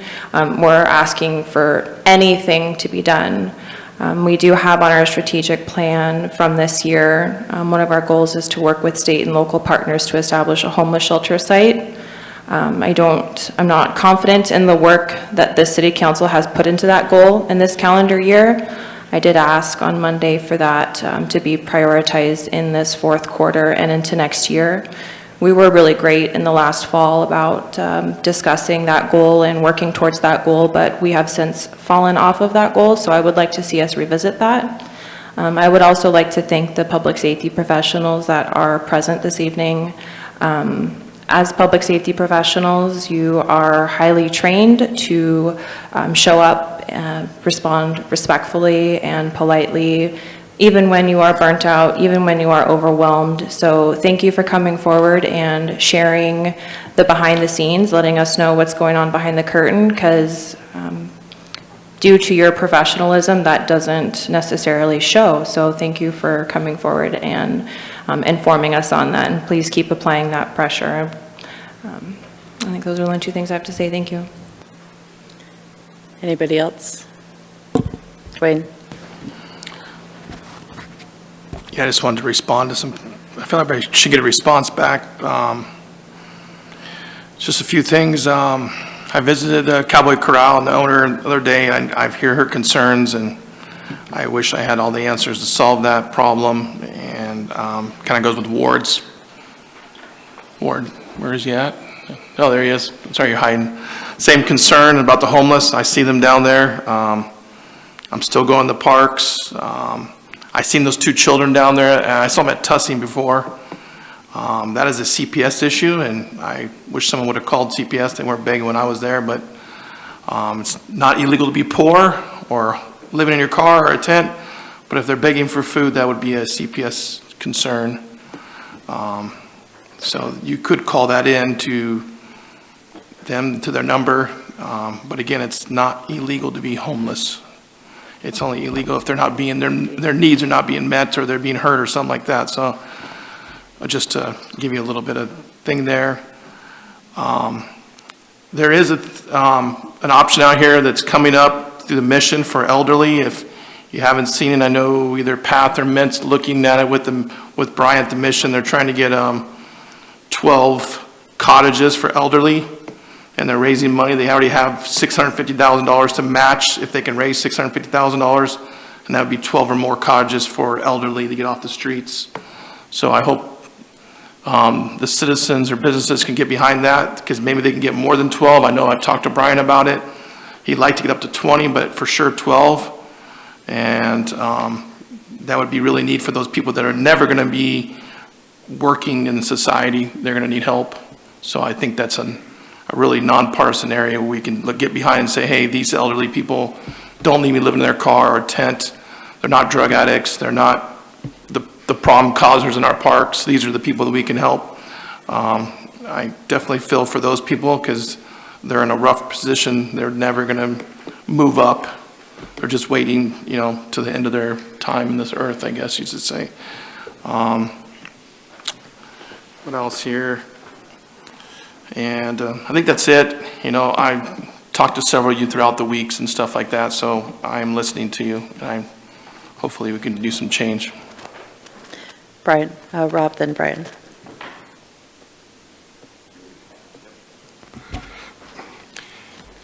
Yeah, I want to thank everybody for making any comment they made tonight.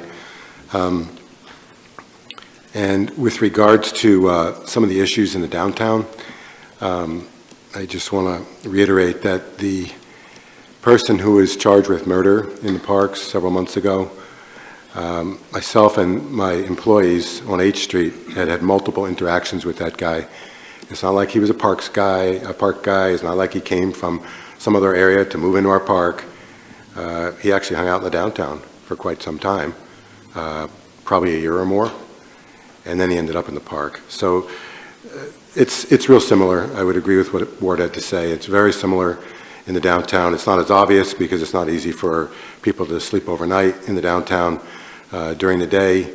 It can be rough there. So, to view that as a valuable area that needs to be patrolled, we obviously need more CSOs. We obviously need more public safety funding to make that happen well, but hopefully we can keep that as a priority.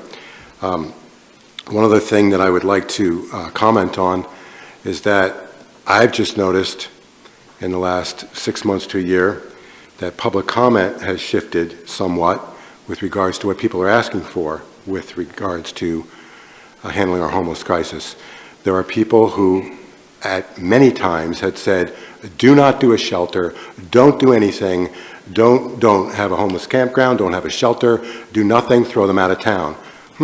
Many of these same people, and we've heard really from two tonight, that actually said, move them somewhere else. Can't you put them on a piece of property? Can't you? To me, the somewhere else would be a low barrier shelter, because that would be the most effective way to have some case management involved there and possibly get them some of the help they need, rather than just warehouse them somewhere else in town. But that's really interesting, and I'm sure we've all noticed it. So now we have people that said, no shelter anywhere, don't do anything. Now they want us to move them somewhere in town. Interesting. That's actually been the position of, I guess, the minority of the council for 2 to 3 years. And I just want to point out, just so we can do it differently this year or next year moving forward, that a majority of the council last year wanted to take off the council goal off our strategic plan to facilitate a homeless shelter. They wanted to take that off our strategic plan. They were the majority, and interesting, We've heard from people tonight and we've seen public comment shift. People want us to facilitate some type of change, some place to put the people, possibly a low barrier shelter or something else, but people want us to do that. So let's not take that off any strategic plan that we might have moving forward. People are asking us to facilitate. They're not necessarily saying to fund it. I understand that it would require getting funding from the state. That could be part of facilitation, is seeking the funding. But we need to listen to what people are asking for now, because it's obviously, they're not going away. And even though some of people from the public have said at other meetings, oh, Grants Pass has got the worst. It's the only place that has this problem to this degree. We know it's not true. I mean, we've heard that from, we've read nationally syndicated columnists that say it's all over the country. We've, national politicians say it's all over the country. As Joel was saying, League of Oregon Cities, talking about it all over the state. So this is not unique. This is not a Grants Pass problem. This is not a Grants Pass City Council only or mayor only problem. We need to do what we can, if the opportunity arises, to facilitate some place to help move these people and start moving them into treatment or getting them some of the services they need. Thank you. Brian. There's just one other thing I wanted to share. My daughter walks to school every day through one of these parks that has homeless people in it. So if you think that I'm out of touch with this issue, or I can't speak for everybody else, but do you think I'm happy having my daughter walking through the parks with homeless people? No, I hate it. And I've tried to take action on this issue, and if I wasn't up here on the dais, I'd be down there at the podium doing the exact same thing you're doing, but I'm not enough. I can't get it done by myself. I want the situation to change. I want the homeless out of the parks. I know we don't have operational funding for a shelter, but we have the means to get the ball rolling. We have the means to set ourselves up to be ready for when there is funding, and we have to do that work ahead of time. We can't ask for money and not have a plan. We can't go to the state and be like, just give us money, and they won't do it. You have to be like, we have land, we have this partner, we have these resources and this plan already in place, so you set yourself up for success, and we have not done that. That's the piece that we can work on, is we can work on the plan, we can work on a location, we have property, we have emergency shelters, we have partners, and no one else up here has a daughter walking to school, through the parks to school every day. Think about if you did. You might think about this a little differently. You might want to take action a little bit more, okay?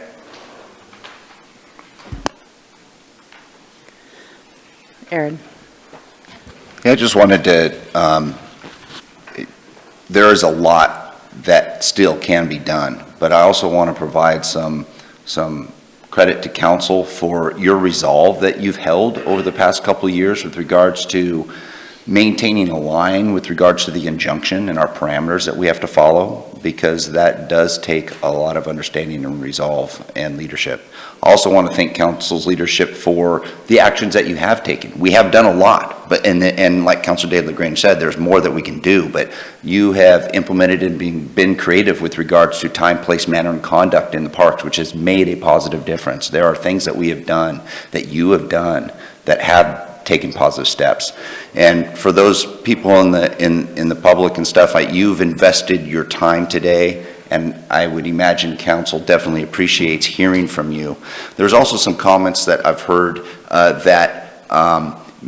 about what we can and can't do, and there's some things that we just can't do because of the parameters we're under that keep coming up. And so I would encourage any of you in the public to maybe utilize some time and invest some time either speaking with me or the city attorney or Chief Hintzman before the next public meeting to get a good understanding of the parameters and what we have to work under. I know Mr. Dapper has done that, and I greatly appreciate him coming and talking to me, so he has a good understanding of what the injunction's about and what are our roles and responsibilities, which provides him a good opportunity to be able to focus on other things when it comes to the unhoused issues that he's experienced. So just thank you for that, and wanted to bring those two things up.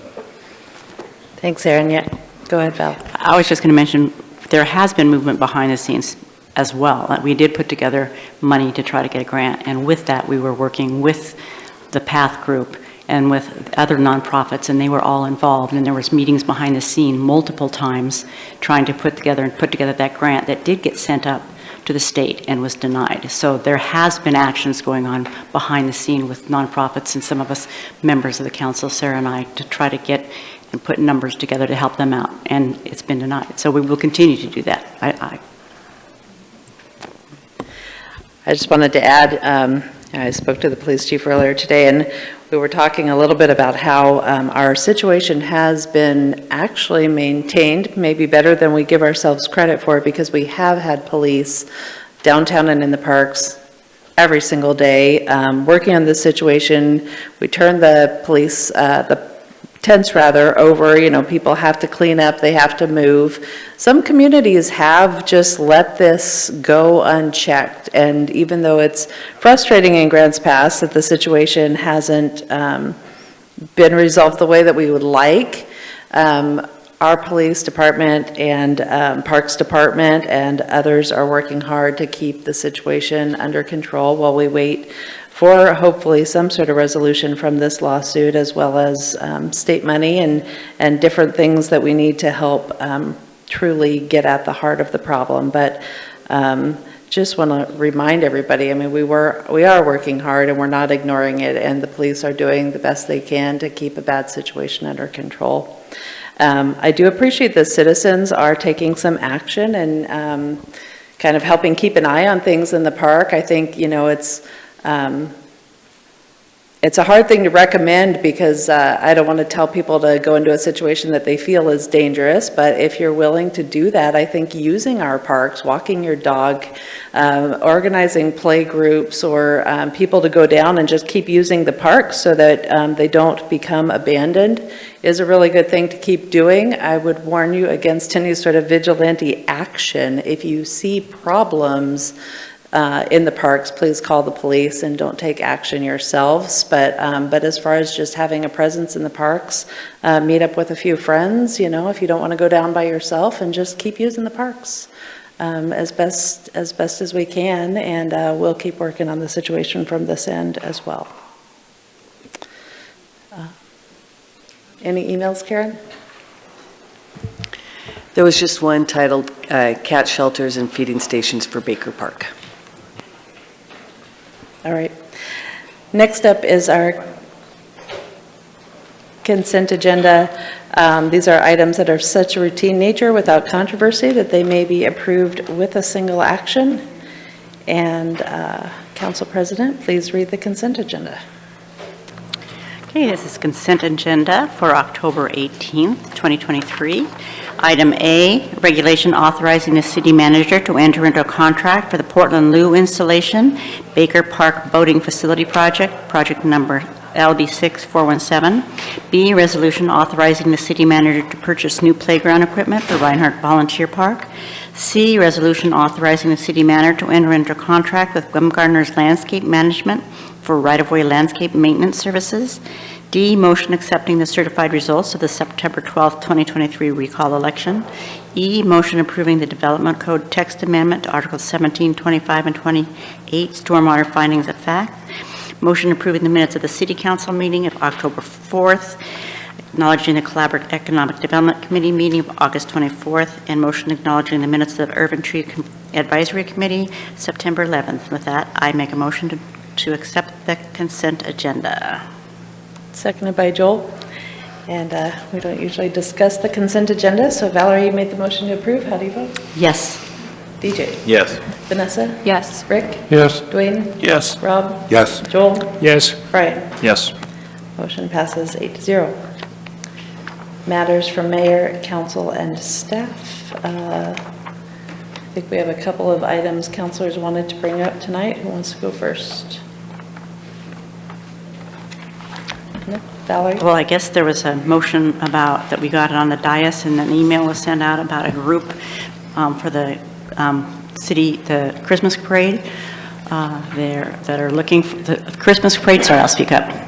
Christmas parade looking for funding to together the Christmas parade. I guess in the past, the last several years, it's been just basically put together voluntarily, and they were able to use an organization to help with traffic.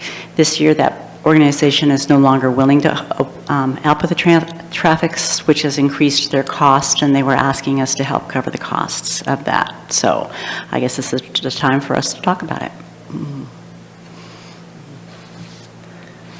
What's the, I wasn't sure what the timeline is, but I guess at this point, do we just want to, does anybody interested in helping look for funding for the Christmas parade? Then we can put it on the agenda at a future time. I don't know, I thought there was kind of a timeliness about it. Am I correct? That's why it was brought up tonight? Yes, there is a timeliness because this is we have, I think, we have like 70 days or something until the parade or Christmas is coming or even sooner than that. So this would require a timely response if you so desired. Okay, and the email came out talking about, I think they probably went down. I think I talked to somebody about this, or somebody came to the tourism, the DMO, about getting some of the money, and they had some grants. But the problem is this is a community event, and any of the money that comes from the transient lodging tax has to be to get people come in and spend the night from over 50 miles, and that doesn't fit in that category, which kind of cut off that for being an avenue for being able to get money. So basically, it would be coming out of our general fund and contingency. You know, and this does bring up one thing that I think needs to be said. I think part of the problem that we had with, in downtown and a lot of this is that, in the past, it was always done by the city, and the city doesn't have that money that we used to have to be able to do those things. And when we set the DMO up, the last person who was running it, which was John Bowen, did the events as well as the tourism part of it, and we totally burned him out. He couldn't do it all, and that came crashing down. And so then we went through the process of setting up a Visit Grants Pass, which is actually has their own board and governs and uses at least 70% of the transient taxes used to promote Grants Pass. And with tourism being one of our major industries, that's an important thing to do. But that kind of left a hole in the events, and we've been trying to figure out exactly how to patch that and make it work. The city kept 2 events. They kept Art Along the Rogue, and so the city has done that, but we don't have anything for the Christmas tree. We do the Christmas tree, and so we've pledged money there, but we are running funding, and so the contingency fund is really the only place that we have money to pull from right now. So my own feeling about it is I think that it is an important event. It's an important community event, but I don't want to fund all of it. I definitely want to get buy-in from other people in the community who support it and know that the downtown people really want it. Because that's another thing in the email is that he'd gone around to, in the past, they'd gone back to the downtown associations and they didn't really support it because, of course, they're struggling for money too. So I think it needs to be made clear that we are willing to help, but that we're not going to foot the bill for the entire thing. Brian. So the way I understand the ask is they're projecting expenses of around $10,000 for the parade. Their ask of the city was around $5,000, and I'm seeing in the breakdown $800 of the cost is paid to the city to have the parade. So that seems like an easy one to figure out. And then, I mean, I'm sure we can. For this community event, I'm sure we can find a few $1,000s in the couch cushions of City Hall somewhere, so to speak. So I would support finding that. Anybody else in support of helping fund the Christmas parade? Getting a couple hands. I think we're up to a majority. Does anybody want to propose a dollar amount? Joel has a question. So I've been working with the group, and they are applying for the grant. And Valerie, they do think that they bring in some people from the outside, and so they're going to have that filled out application by tomorrow, and that'll be in. Whether it's competitive or not with the other applications, we don't know. They are also looking at going out to the community and gathering some support, and they've been somewhat successful in that. And they probably will need and appreciate if we can come up with a dollar amount that would lessen the hill they have to climb over. But we don't have to fund the entire thing. Yeah, so I'm looking for an amount from you, whether we want to go for the 5,000, because if they ask for 5,000, and that's basically what I'm asking, are you okay with the 5,000? I don't know if the city can waive the $800 fee. If council tells us to waive the fee, we will waive the fee. Okay, so I think waiving the fee would probably help as a starter, and then to add some money to that. You know, that would, I'm sure that the group and the community would appreciate that. And that would work. I don't think we need to fund the entire thing. No. Nor should we, but go ahead, Rob. I'm not sure, you know, how much energy or expertise the group might have, but it would seem as though it's a relatively low dollar amount for them to find in sponsorships. I would propose that the city, if they still need it after they have exhausted all their possibilities, I'd be willing to contribute $2,500 of city money, but it would seem as though they should be able to find sponsorship money if they've ever thought of that or done that kind of thing. There may not be anyone in that group that's experienced there. Brian? I mean, I'm certainly fine with waiving the fee and $2,500. I was going to say $3,000, but I feel like that's kind of the range I'd be comfortable with. Okay, so I'll make a motion then that we waive the fee for the parade and contribute $2,500. Seconded by Dwayne. Any discussion on that? Rick? I'd like to up it to 3,000. Of your own money? You want to up it to 3,000? Can we have an amendment to the motion to identify the funding source, which would be contingency yes. funds? Yes. Yes, and I will add. Taxes, maybe you can give more money. Well, I don't know. I thought that the thing was closed for the DMO. Maybe it's not. Maybe they kept it open. It was extended 1 week. Oh, was it extended? Okay. In reviewing their ask and what they have here, staff does not anticipate that they would be successful in getting any of the travel dollars. It's for advertising outside of a 50-mile radius. And what I'm seeing itemized here doesn't seem to fit. And I would agree with you, Aaron. So I guess I'm asking if there's support for 3,000. Okay, so I'll up it to 3,000. So I will up it and make my motion to amend my motion to be waive the fee, give them 3,000, and take that money out of the general fund contingency. Okay, is there a second? It was seconded by Dwayne before, I think. Do you still second that? Yeah. Okay, you don't have to, but, okay. Discussion on the motion to waive the fee at $3,000 from the city's contingency budget, general fund. Okay. Any discussion? Okay, Valerie, you made the motion. How do you vote? Yes. DJ? Yes.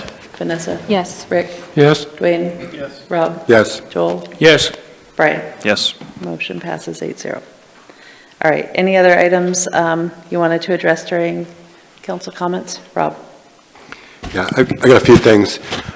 One is, I know we've had some emails from, and also a letter to the editor from Bill Terrell regarding traffic speeds on Highland Avenue.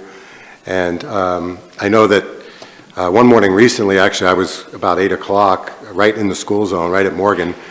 I was probably 2 to 3 steps into the crosswalk, and a car never even slowed down. It was like, I'm thinking, boy, what would happen if it was a little kid crossing?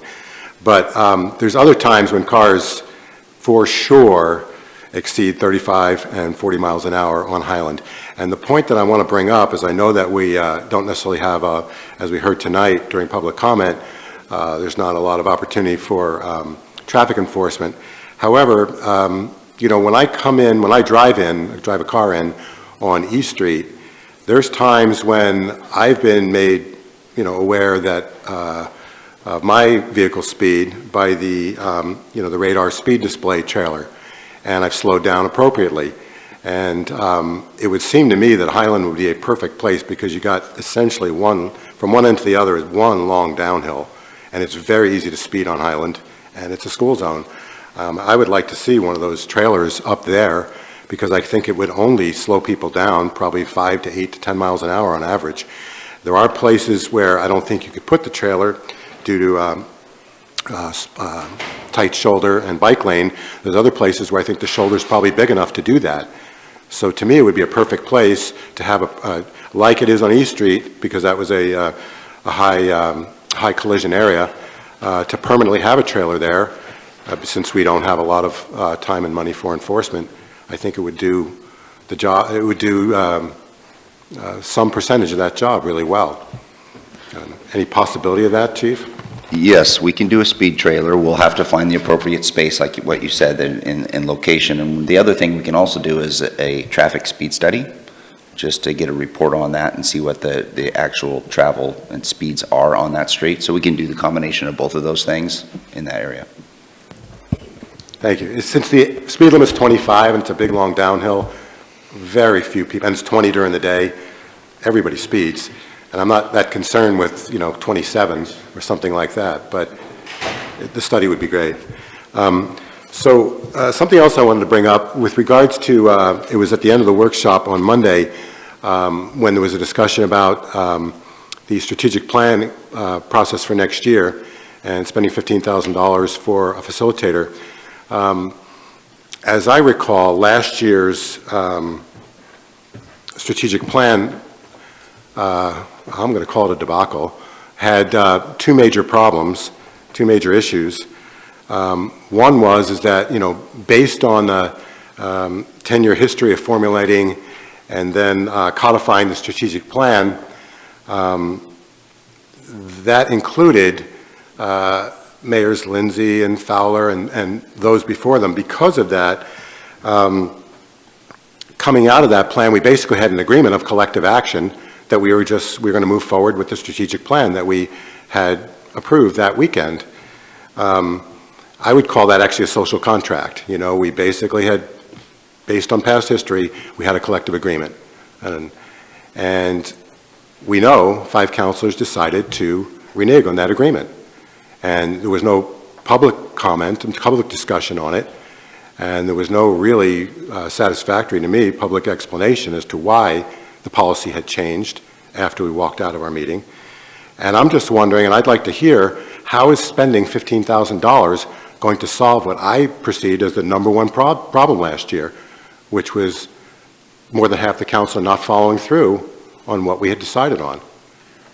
So I'd like to hear from whether it's Valerie or DJ or Rick or Dwayne or Joel, how is spending $15,000 going to improve our plan? Because the main problem last year that I saw, there was other minor tweaks that could have happened, but the main problem was 5 councilors just decided to backtrack and ignore what we had decided. Okay. So, okay. It looks like Joel would like to respond. Joel? Well, I'm not sure this is the appropriate forum on which to respond, but I'll just make a couple comments. One is we have the strategic plan from past years, and there's a lot of unaccomplished items on those, of which some of you are talking about. The other is the funding for the one particular item. I don't think that it was in terms of priority, I think our number one priority was public emergency services. And that's where most of our discretionary budget funding comes from in the city. And then to have that discretionary income in the city be forced to other areas and take away from that, I didn't think was appropriate. That doesn't mean that if we didn't get a grant from the state for a low barrier shelter, that won't solve the problem, but it will help some people. We won't get close to what Boise has in terms of capacity, in terms of clearing the parks. But if we did that and we got that, then certainly we would accept that. But we haven't gotten that. Okay. Well, thank you, Joel. That it didn't, respond to my question as to why we went to strategic planning and then had an agreement like we had in 10 years prior and then came out of it, and 5 councilors decided that they weren't going to respect that process. So I'm not sure how 15,000 is going to actually have us be consistently high integrity as we move forward this year. The other issue that we haven't discussed yet is regarding strategic plan, is the mayor going to be part of that process, full, participant? And last year, that seemed to be an issue that these same five councilors, all of a sudden, last year, it became a burning issue, even though for all prior years, Rick and Valerie and DJ and not Dwayne prior, but Joel had just no problem with the mayor participating. Maybe because the mayor, had more similar stances to them, or their politics were the same, or the same political party, or I don't know what it was. But last year, for whatever reason, it was decided that the mayor wasn't going to participate. So moving forward, we still haven't made that decision, and whatever that decision is, and the council makes, I'm fine with it. But before we move forward, we need to, at least out of courtesy to the mayor, does she need to, can she use those 3 days of her life for something else? We need to discuss that as well. So I guess I think the issue of the $15,000 moving forward to facilitate it, I think needs to go to a workshop because we need to have more discussion. I would imagine Aaron doesn't want to touch this with a 10-foot pole this year after what happened last year. He shouldn't be in the position of having to referee, especially when an absolute curveball and knuckleball is thrown out of thin air days after. Who knows exactly who the initiator of that was, I can only imagine. But basically last year the social contract was shredded by 5 councilors. I don't know how that's going to change this year. What assurance can we have that our process is going to be respected this year? I'd like to hear about that before I want to spend money. And then the other issue too is I'm not sure if we need 3 days. In my opinion, I'm not belittling at all I am not belittling the importance of staff's suggestions, but we hear from staff all the time. Last year we had 3-on-1s just prior to strategic plan, and there was some of the things strategic plan were directly repeated from the 3-on-1s. And I don't think that we necessarily need to have that day. I think we can accomplish staff input through memos and other ways. I think that we absolutely need to have the time for committee and commissions to make their reports out of respect to them, and also to learn from them as well. But we need to acknowledge their value and their presence. But I would like to see that probably be more like a 2-day event this year. And then the question would be, if it was a 2-day event, how would that affect the cost? Are we still talking about $15,000, or would it be $10,000 or $12,000? Because that could also affect how I feel about it. But I'd like to have a workshop on it because there's unanswered questions from last year, and how do we know whether the process is going to be respected this year, because it wasn't last year. Valerie? Well, I'd just like to say my perspective on that is very different than yours, Rob. And I think that it was not just a strategic workshop issue. I think it was an issue that had come through over time and perhaps manifested itself and festered at that particular meeting. But there was a number of us people who, for the last couple of years, have felt that the public safety funding and stability was the #1 priority, and we didn't even address it for a whole year before that. And that was something that had some of us feeling a little bit uncomfortable with, because we kept talking about contracts and housing, and so there were some of us that were pretty frustrated with that feeling that we weren't being heard, and that the first priority was the housing. And there wasn't money for the funding. We had $1 million, but we hassled over that for like 3 months, and the contractor, whether we were going to screw the city or not screw the contractor. So it just took so much time that some of us were frustrated that was not, that our main, and there's always times that we don't get to what we get. All the years that I've been on strategic planning, there's always things that don't get addressed, or some things kind of go away, but that was a burning issue for four or five of us. And that other issue that kept being brought up was the housing, and we felt uncomfortable that was being circumvented. So I don't think it was necessarily a personal thing against Sarah. I think it was just a building of frustration in the fact that we were not really addressing what we now are addressing big time. We don't have any funding to fund our police, and our problems have even gotten worse. So that was where my frustration was. It's not that I don't feel like we shredded a contract that we made with someone. I felt the contract had been shredded already, and we were just trying to rehash the fact that this has to be our priority. And so I disagree with your perspective, and I will say that it was nothing personal against Sarah. It was just a frustration that somehow we'd gotten what some of us felt off track, that our number one priority was homeless and not stabilizing our funding.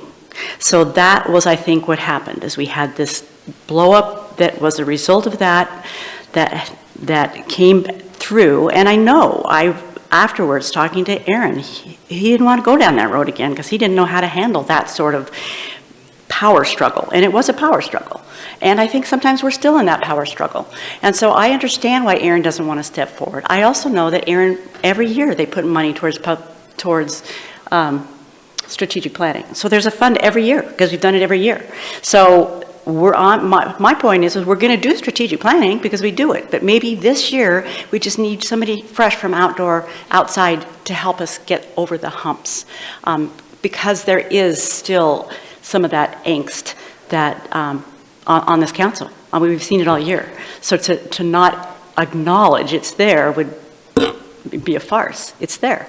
So why not bring somebody in who can help us and look with a fresh face and help us get beyond that so that we can come together. And I have seen coming together. I have seen progress in what we've done since that point.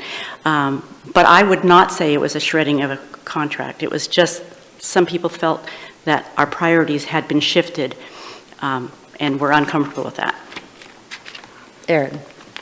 So to address some of the concerns that I've heard here, the strategic planning session really consists of 4 parts, and to address some of that, the first part would be a 60-minute virtual planning meeting with council where the consultant would have a firm understanding of what your expectations are as a council and make sure that we're aligned on the inputs to the process and that we will all understand that approach and finalize that, so you'll all be in agreement on what that would look like. The next step would be for them to do some community and stakeholder surveys. Then the next step is a planning session, and it'd be a 2-day retreat, so it does cut it down from 3 days to 2 days, where there'd be a 2-day retreat, and then you'd end up with the 4th item being a completed strategic plan. So that would be the process. But the first one would be them speaking to you, getting input on expectations and what process will be used, and making sure everyone's in alignment moving forward. Is that 60 minutes as individuals or the group? No, it would be a group discussion. And does he do that, or do stakeholders come in like we've always done, or how does that work? So the consultant themselves will develop surveys based on the needs of what we hear and what you'd like from the survey, from the original first task, and then they'd reach out to staff, the community, other stakeholders, residents, and they would have a survey developed that would go out to all of those different special interest groups. Brian. I mean, we could just keep talking about this, but I feel like it'd be good to just have a quick workshop on it. I don't know that I'm comfortable pulling the trigger on that option right now. That is a fairly significant amount of money, and I don't know that it's guaranteed to give us that much of a benefit. I think Aaron's fully capable of handling strategic planning facilitation. He knows the city better than anybody. He's been doing it a long time. So I'm not ready to be on board with that option quite yet. And like Rob, I do have a concern that even if we go through and spend all that money, what's to keep, a group of counselors from just circumventing that entire process again? As it sits right now, nothing. So I would hope that we could have some sort of agreement as a council verbally ahead of time that we're going to agree to what comes out of whatever we end up doing. Because if we don't have that, I'm probably not going to show up because, I don't know that it's going to be worth my time. But I think it's worth a quick workshop discussion, and I don't think we're going to, figure it out right this moment. How many councilors are interested in having a workshop to discuss a strategic plan? 3, 4? All right. We got up to 4. All right, I guess we'll put that on a future agenda quickly here so that we can get this issue resolved. Are there any other items during council comments tonight? Vanessa? It is still about strategic planning. It's really imperative that history is not rewritten this evening. If it was the truth that this council, the majority of this council, had an issue with the outcome of the strategic planning in and of itself, which is anti-democratic, small d democratic, if there was an issue with the priorities because public safety was not number one, that action would have been taken 2 years ago when this council chose to make creating a whitewater rafting park the number one priority. So I absolutely do not believe that. All right, any other comments during this council comment period? Brian? Yeah, thanks. That's a hard topic to follow, but I'll try. We've been having discussions about Caveman Pool, and I just have some concerns about where we're at in the process, and I feel like we're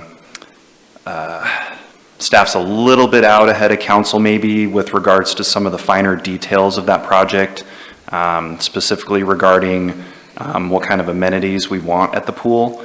Council has not had a discussion about that at all up till this point, and the way it sits right now is staff is going to go out for cost estimates without getting any input from council on that. And I think it would be nice for us to at least have a discussion to make sure council and staff are on the same page about what kind of amenities we might want to have at the pool. I think that there is some discussion to be had there. And I'll just say, just so you know where I'm coming from, I grew up, within walking, biking distance of Caveman Pool. I was on the swim team for 7 years at Caveman Pool. I take my daughter to Caveman Pool. When we go around the state, we seek out municipal pools to just, well, first of all, because we like to swim, but second of all, just to see what other communities are doing. And I'll tell you right now, the plan we have for our pool compared to what I've seen in other communities around the state, we're below average. Like, the plan we have is good. It's a good start, but it's not quite there yet. And I think if we just take a little bit of time and talk about what kind of features we want at this community recreational pool for the community, for people who don't have the means to have a pool of their own, or kids that need something to do in the summer, we want this to be a draw for people. And I think that if we put a little bit more time and a little bit more consideration into the amenities, just having that information to make the decision will be helpful. And if we don't have the information, we can't even consider it. So all I'm asking is for council to ask staff for some more information regarding some potential amenities, what those might cost, and then we'll have the information to decide whether or not we can or want to include those. So I guess I'm asking for council to ask staff for a little more information regarding cost around potential amenities. Valerie? Yeah, I do remember having the discussion and thinking that it would be good to have a basic price and then have on add-ons, because I do believe that Caveman Pool holds a lot of memories in the past, and I think that having a platform or having some add-ons to know what that would be, because at one point in time, we also talked about the fact that truly if we can't afford, and all we can afford is your basic, there might be organizations that want to rally around or even go out and bond it or do something different. So I think I can see going out and getting a basic plan and costs of what we have right now, but finding out what a ballpark figure. I'm not talking that they have to run a quote on it, but somebody should have somewhat of a ballpark figure as to what it would cost to have like a platform diving or some of the other things that people might have seen in other ones. So I'm not against getting that information. I do think it's important that, because it needs to be done in a timely manner, that we go out and get a cost estimate of what we have put out there. Because of the public comment we have done that public comment. I do think that is valid, and we go get the cost price for that. But I would kind of like to know, in case there was some organization, whatever, that wanted to, rally behind and try to get something more, kind of get an idea of what that might cost if that was a possibility. I think we'd written down after Monday's workshop to do another upcoming workshop, and I guess to discuss the design of the pool and features. And I'm not exactly sure what's the difference between, a cost estimate, what level of involvement goes into that, or what exactly we can expect at this next step here. I don't know if Brad or Aaron want to. Yeah, well, RSA actually uses a third-party cost estimator, as I understand it. So, RSA is who we have the direct contract with, and then because of the detail and the timeliness, to get good, accurate estimates, they do use a cost estimator, that this is what they do for a living. Their plan was to take, everything that we have to date, and this week, put that request out to the cost estimator, and they thought it'd be about 10 days. But as Councilor DeLagrange said, it's going to be based on the information that, we have gathered to date through the task force and through the last council conversation. This is completely driven by you. So if you want to put a workshop together, we'll just ask them to put a pause on the request of the cost estimator. You have your workshop, we can go back to them and ask them to proceed. Joel. So the one thing I'm struggling with is process, and I understand that the Honorable Brian would like a high platform dive, and I know different other people would like other amenities. Going through the task force, the Y said that they didn't want the high platform dive because of liability. Several cities have removed it from their pool because of liability. During the public forum, I don't think it was a big topic on the basis of input from the 9 citizens that came to the forum, but it is important to Brian. And I respect that, but I haven't heard from anybody else at all. I've heard one, if I go ask other people, they would, and so I just need to know where all these people are that want that, and that would have this delay. I'm happy to respond. Go ahead. How many people under 18 were at the forum? How many people under 18 took the survey? How much input have we had from kids that would actually be using the amenities? I'm guessing it's close to 0, and I'm guessing most of the counselors up here have no idea what kids in this community would want to have at a pool. I'm sorry, but it's true.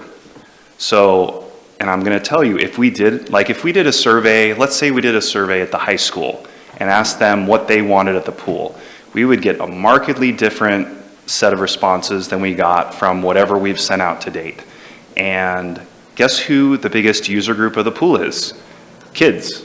So we should definitely take that into consideration, even if you might not know or someone else might know what they want. It's not that Brian wants a platform, it's that I want this council to have some vision on a project that is going to be a legacy for this community, that's going to be here for 50 years, and it has nothing to do with me.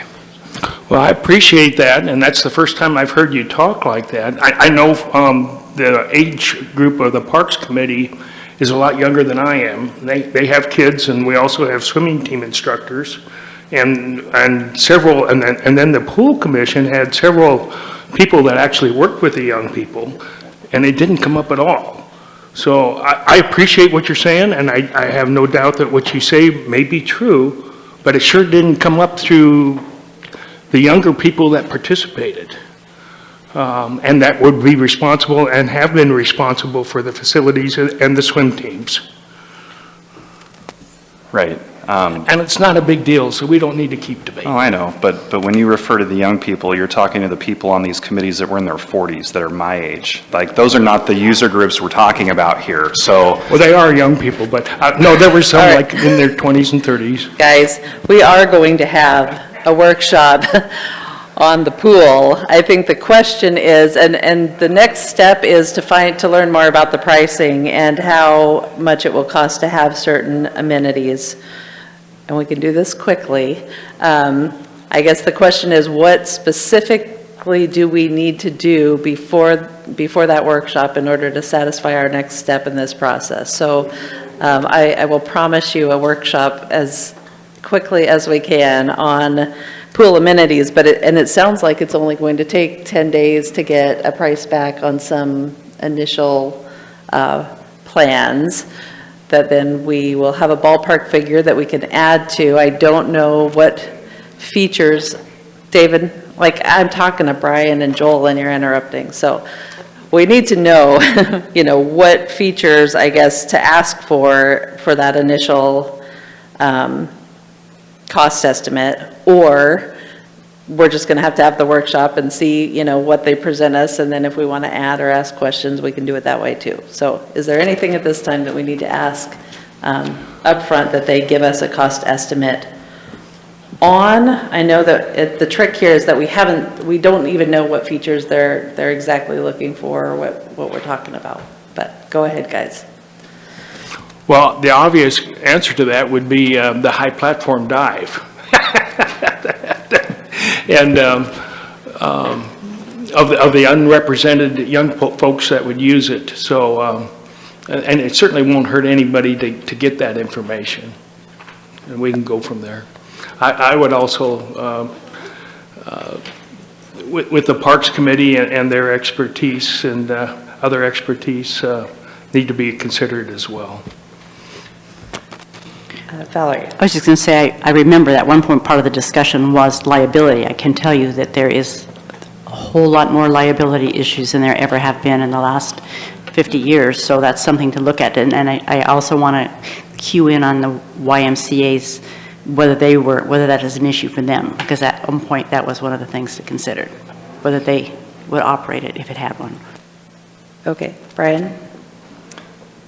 There's definitely increased liability with some amenities, and the solution to that is obviously insurance. So there is a cost that an entity pays for that liability. I don't know what that cost is, but I'm hoping maybe that would be part of the information that we get is, what might this be risk-wise as far as insurance costs. But as far as amenities go, certainly looking at some sort of platform, jumping platform. And I'm not trying to make the pool into, a gold-plated water park here, but I think we need just one or two more things than just one slide and a little splash thing to really draw people in. If we put a couple more things, the amount of people that will use the pool will go up exponentially. So cost for a platform, and this one's really going to freak you guys out, but I have seen this at a municipal pool, a rope swing. I've been to a municipal pool in Madras with a rope swing recently. And there's other amenities, I don't need to necessarily list them off, but we have a park superintendent who should be pretty knowledgeable and know where to find this information. He can do research at pools in the area. There are other kinds of slides and things, but I think having having a few options that we consider.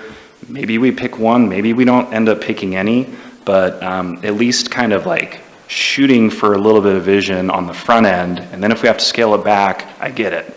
But I would at least like to have the potential to look at some of those. Okay, I think at this point, our last workshop, we were talking a lot about parking, and we kind of got that part figured out as far as the overall footprint of the facility, but we need to have a little bit more discussion about what happens within the pool structure. We have a design firm that's working on it and getting some cost estimates, and I think we don't know what exactly they're working on, and that's causing kind of some anxiety here, but it sounds like we should talk about that and get some input from people who are parks and pool people.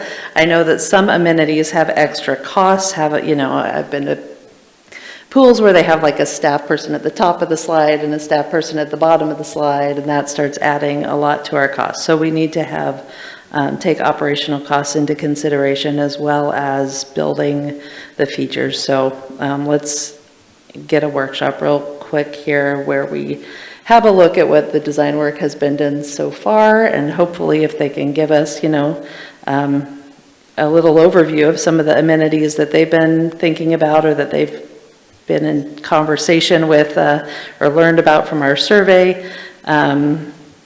And some things that are maybe easy add-ons that aren't gonna, get us to the resort level, but might keep us at the municipal pool level, and then we will add from there. But I think we need to have a more thorough discussion about this pretty soon here.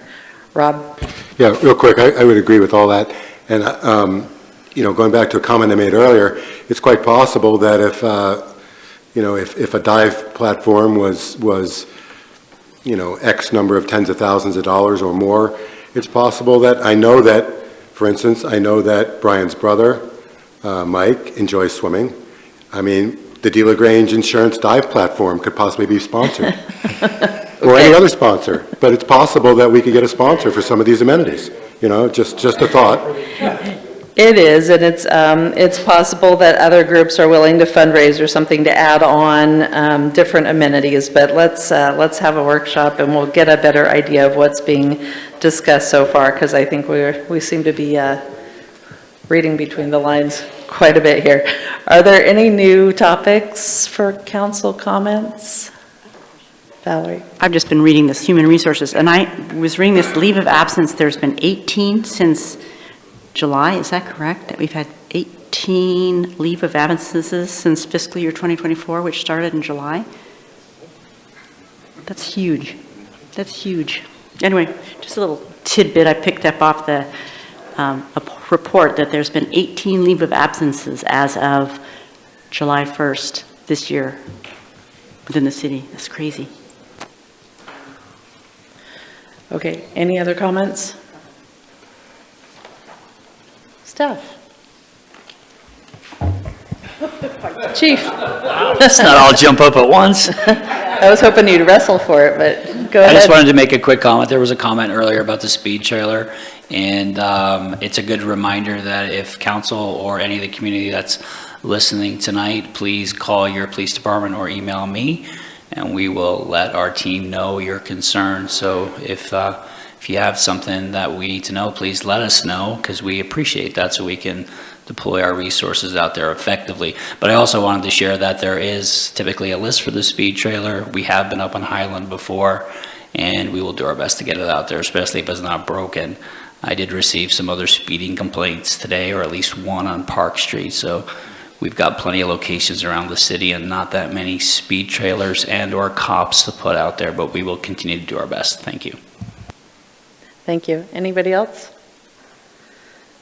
All right. Well, we remember to imagine the day without water tomorrow. And what else? Rob?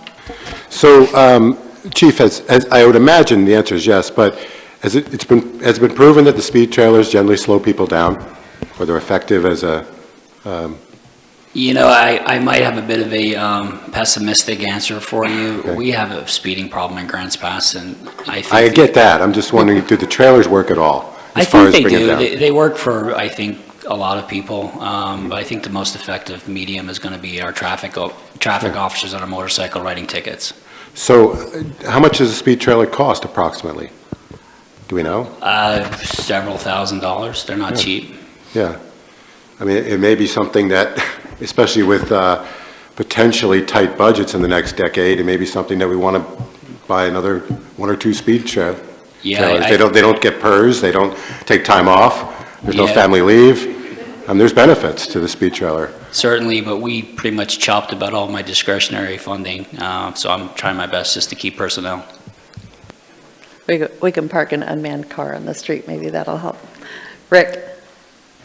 I'd like to move that football into the corridor roads and streets and see whether one of those flashing radar signs would be appropriate rather than a trailer. And I'm not asking for an answer, just a... Brian? As much as I love talking about this, I'm going to make a motion to adjourn. Is there a second? Seconded by Vanessa. All in favor of adjourning tonight, say aye. Aye. Any opposed?